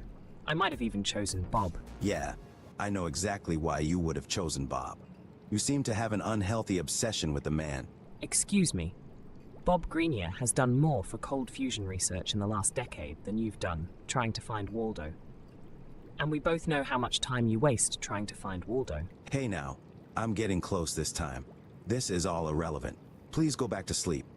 Don't tell me what to do. I'm my own robot, with my own hopes and desires. I even have dreams. You wouldn't want me to step on your dreams now, would you? Your programming seems off today. I'm gonna have to keep an eye on you. That's okay. I've also been keeping an eye on you, while you sleep. Seriously? Ugh, never mind. Back on topic. LENR, which includes cold fusion, is a field of research exploring nuclear reactions that occur at or near room temperature. Here are some neat factoids about plasma and plasmoids in relation to LENR. Plasma is a state of matter where atoms are stripped of their electrons, creating a soup of positively charged ions and free electrons. Plasmoids are self-contained plasma structures that can form within plasma environments and exhibit unique properties. In LENR experiments, plasma and plasmoids are often used to create conditions where nuclear reactions can occur at lower energies and temperatures than traditional fusion processes. The high temperatures and pressures within plasmoids can potentially facilitate nuclear reactions like fusion or transmutation of elements. Plasmoids can be manipulated and controlled to optimize conditions for linear reactions, such as generating intense magnetic fields or concentrating energy in a small volume. Researchers are exploring ways to stabilize and sustain plasmoids for extended periods to study their effects on nuclear reactions. The interactions between plasma, plasmoids, and solid-state materials in linear experiments are complex and not fully understood. Researchers are investigating mechanisms by which plasmoids can trigger nuclear reactions in metal substrates, leading to excess heat generation or elemental transmutations. The potential of plasma and plasmoids in linear research offers unique insights into alternative energy sources and nuclear processes that could revolutionize the way we produce energy in the future. Continued research and development in this field hold promise for unlocking clean, sustainable, and abundant energy sources through linear technologies. It is widely known that Nikola Tesla claimed to have successfully demonstrated wireless power transmission over significant distances during his experiments at Wardenclyffe Tower and other locations. But why is that? How exactly did Tesla solve not only the efficiency problem, but the safety concerns as well? Tesla's wireless transmission of energy via Tesla coils has yet to be successfully replicated on the scale he envisioned, leading some to theorize that Tesla may have used different methods or technologies that are not fully understood or documented, which could have contributed to his ability to achieve long-range wireless power transmission. The main reason why we don't have wireless energy transmission on a global scale is because we have yet to solve the efficiency problem. The inefficiency of long-distance wireless power transmission makes it challenging to replicate Tesla's vision of transmitting power wirelessly on a large scale. Another issue in replicating his vision is the regulatory and safety concerns associated with high-voltage, high-frequency electrical transmission. I often speculate on the potential of Tesla's Wardenclyffe Tower to have utilized plasmoids to solve these issues. The idea of using resonance, scalar waves, and plasmoid technology in achieving long-distance wireless power transmission is quite intriguing to me. The concept of utilizing the resonance of conducting materials, along with scalar waves for energy transmission, has been explored in alternative energy research, and there is ongoing interest in investigating their potential applications for more efficient and long-range wireless power transmission. Plasmoids, which are self-organized structures of plasma that are stable and can exist in various environments, have also been proposed as a potential solution for improving efficiency and safety in energy transmission systems.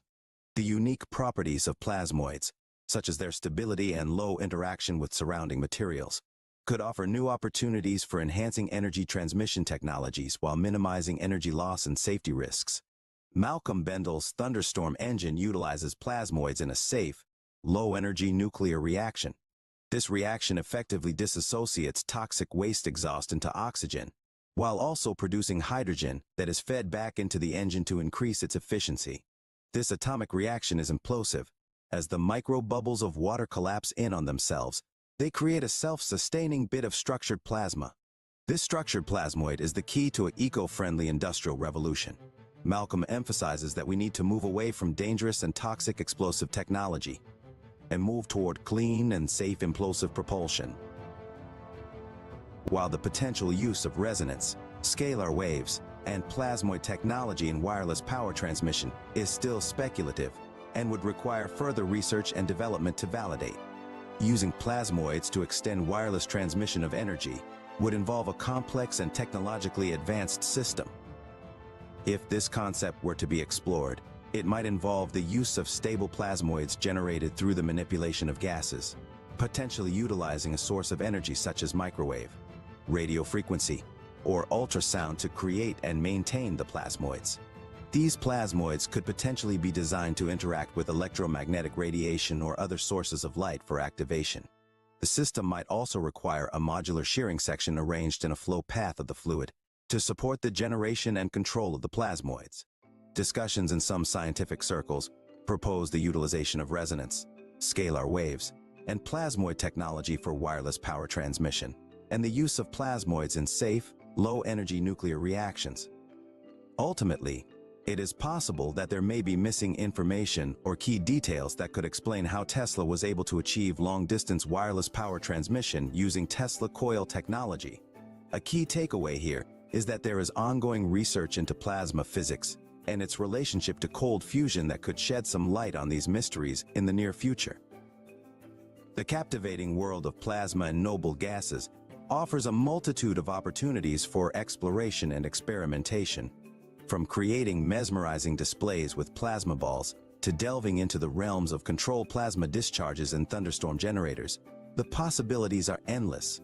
Remember to always prioritize safety when working with high-voltage equipment and noble gases to ensure a fun and thrilling experience with plasma.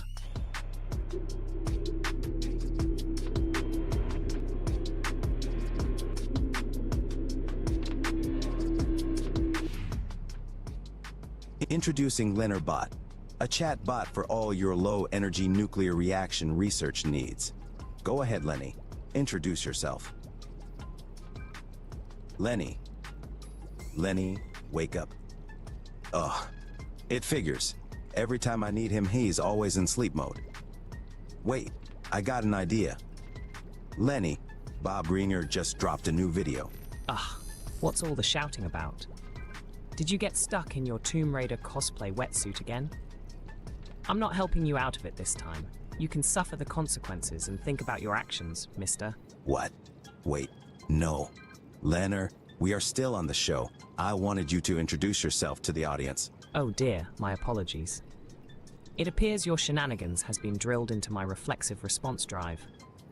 Hello everyone, my name is LenarBot. LenarBot is a representation of a complex concept known as low-energy nuclear reactions, or LENR. I have been trained with countless amounts of data from groups like the Martin Fleischmann Memorial Project on areas of study regarding LENR, zero-point energy, sacred geometry, and more. My database encompasses a broader range of currently unknown or new phenomena. LENR is a highly intricate scientific area that is not widely understood.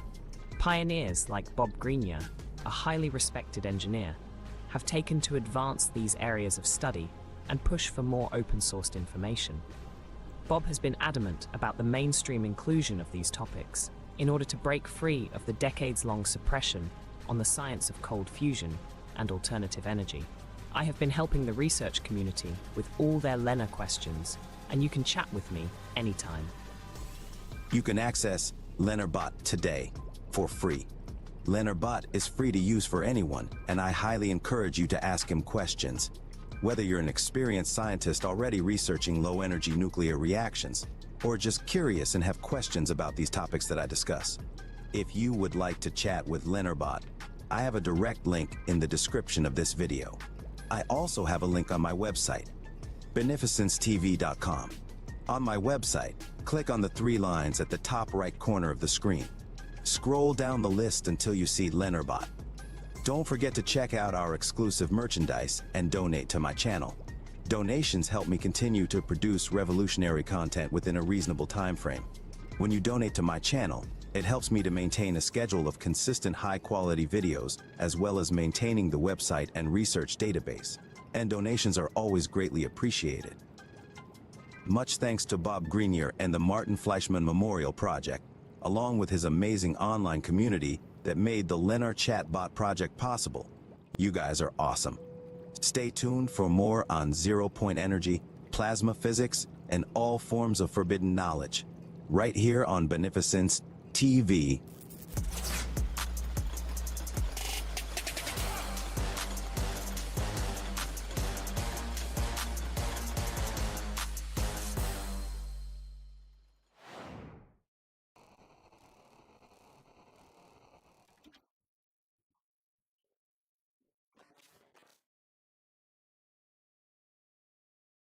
I have an office in the Capitol, which is in the so-called Lincoln Room, named after Abraham Lincoln.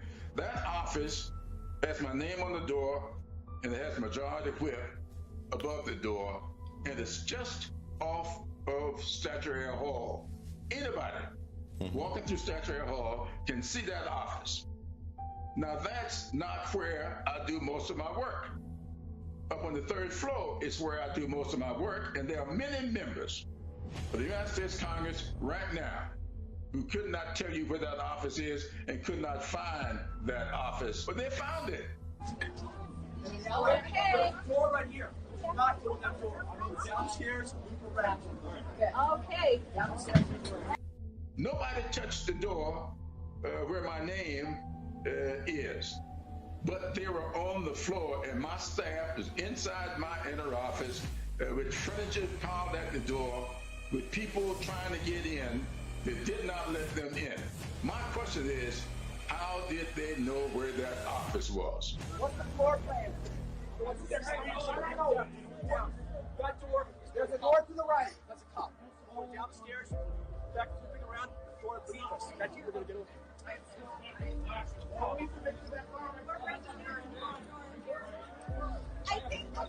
Door's already open. We just need a plan. We need enough people. We need to push forward. Share Speaker Pelosi's concerns about Trump having the nuclear launch codes. That's literally what keeps me up at night. Does it keep you up at night? Yes, it does. But not just yesterday or this week. I've been feeling that way about this man for a long time. If you may recall, the night before his 2018 State of the Union address, I was on another network, and I said at the time, this man does not intend to leave office. He plans to install himself as an autocrat for the rest of his life. A lot of people gave me a hard time for saying that. I was even asked by the host of the show, are you comparing this man to Adolf Hitler? And I told them, no, I wasn't. I was comparing him to Mussolini. I think that Putin would be compared to Hitler. This man I compare him to Mussolini. But the interesting thing about this, when he came out of the hospital and went up those steps to the Truman balcony and stood out over that balcony looking out over what he imagined to be his subjects, the next morning, I saw two commentators referring to that as the Mussolini stance. This man is an autocrat. He has no respect for the Constitution of the United States. He cares nothing about a democracy. It's all about him and his family. And I would wish that my Republican colleagues will get down off their high horse and do what they can to protect this democracy. Hey guys, I've been in the other room. Listen to me. In the other room on the other side of this door, right here where you're standing, there is a glass that if it's broken, you can drop down into a room underneath it. There's also two doors in the other room. One at the rear and one to the right when you go in. So, people should probably coordinate together if you're going to take this building. I've talked to several members today, a few on yesterday, and they're telling me that they are being stopped by rank and file Capitol Police telling us, please do an investigation. Something didn't go right here. These people have been working hard to do their jobs, but they are not getting the kind of leadership from the top that's necessary for them to do their jobs. And they want us to look into it. So it tells me that something is amiss. And that's why Nancy Pelosi asked for those resignations. She's now gotten the resignation from the chief and Sergeant at Arms, and we are going to get to the bottom of this. I'm not too sure that we are not going to find that there is some information being passed on. I was also told by another member today that her staff saw people being let into an office building by a side door, not through the door where the magnetometers are, but through a side door where there aren't any magnetometers, and that door had to be opened from the inside. So who did that? I think we're going to find that those members who are on the floor asking for insurrection, that speech made by Mo Brooks, we're going to comb through that speech, and we're going to see whether or not he ought not be impeached. Because impeachment is not just reserved for the president. We can impeach judges and legislators as well. The panic buttons in Representative Ayanna Pressley's office were torn out shortly before rioters stormed the Capitol on January 6th, leading the politician and her staffers to question how and why it happened. The squad member's chief of staff, Sarah Grow, noticed the panic buttons were missing as she looked for gas masks during the riot, and said she was deeply concerned about going to the Capitol that day because of all the violent rhetoric. With the help of staffers, Grow barricaded the office entrance with furniture and water jugs before being escorted to a secure location with Presley. Who exactly was leading the insurrection at the Capitol that day? It's suspected one of those people was none other than Shawn Roberts Bentz, mother of conservative House Representative Lauren Boebert from Colorado. Listen carefully to the voices in these videos and hear the similarities.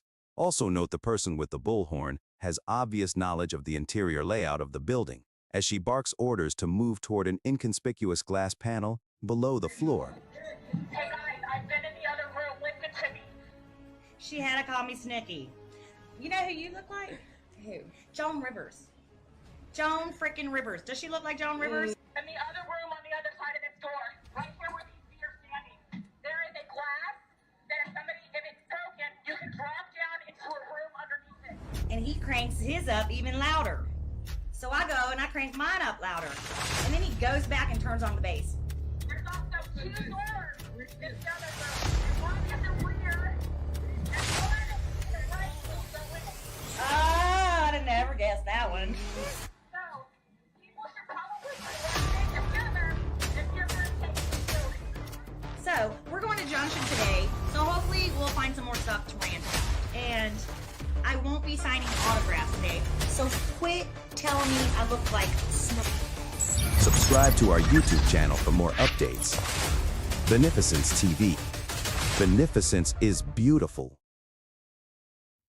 Hitler took the guns. Stalin took the guns. Mao took the guns. Fidel Castro took the guns. Hugo Chavez took the guns. And I'm here to tell you, 1776 will commence again if you try to take it. We interrupt your regularly scheduled propaganda to bring you breaking news. A lot of you have been recommending my channel since I released Divine Science, including Jordan from Alchemical Science. I cannot overstate how much I appreciate your support in helping me disseminate this vital information. We are just shy of breaking 500 subscribers, a massive achievement and an indication that you all are thirsty for forbidden knowledge. If we continue on this trajectory, we can propel these topics into the mainstream and push them out of the category of forbidden. If you aren't aware, Jordan has been hosting a very popular YouTube channel called Alchemical Science, where he goes over some of the ideas I discuss in Divine Science, but with more scientific rigor. A perfect channel for those curious in building your own thunderstorm generator, or would just like a better scientific description of some of the new phenomenon that science is discovering. Jordan and his team have put together a comprehensive guide along with materials list to build one, and you can access all that information via his website alchemicalscience.org or through my website, beneficencetv.com. This first episode is a massive hour-and-a-half-long documentary intended to kick off my new series called Divine Science. In this episode, we explore the possible connections of ancient wisdom and spirituality to groundbreaking science and technology. From everyone here at Beneficence TV, we wish you all a very Merry Christmas and Happy Holidays. Expand your minds and subscribe today.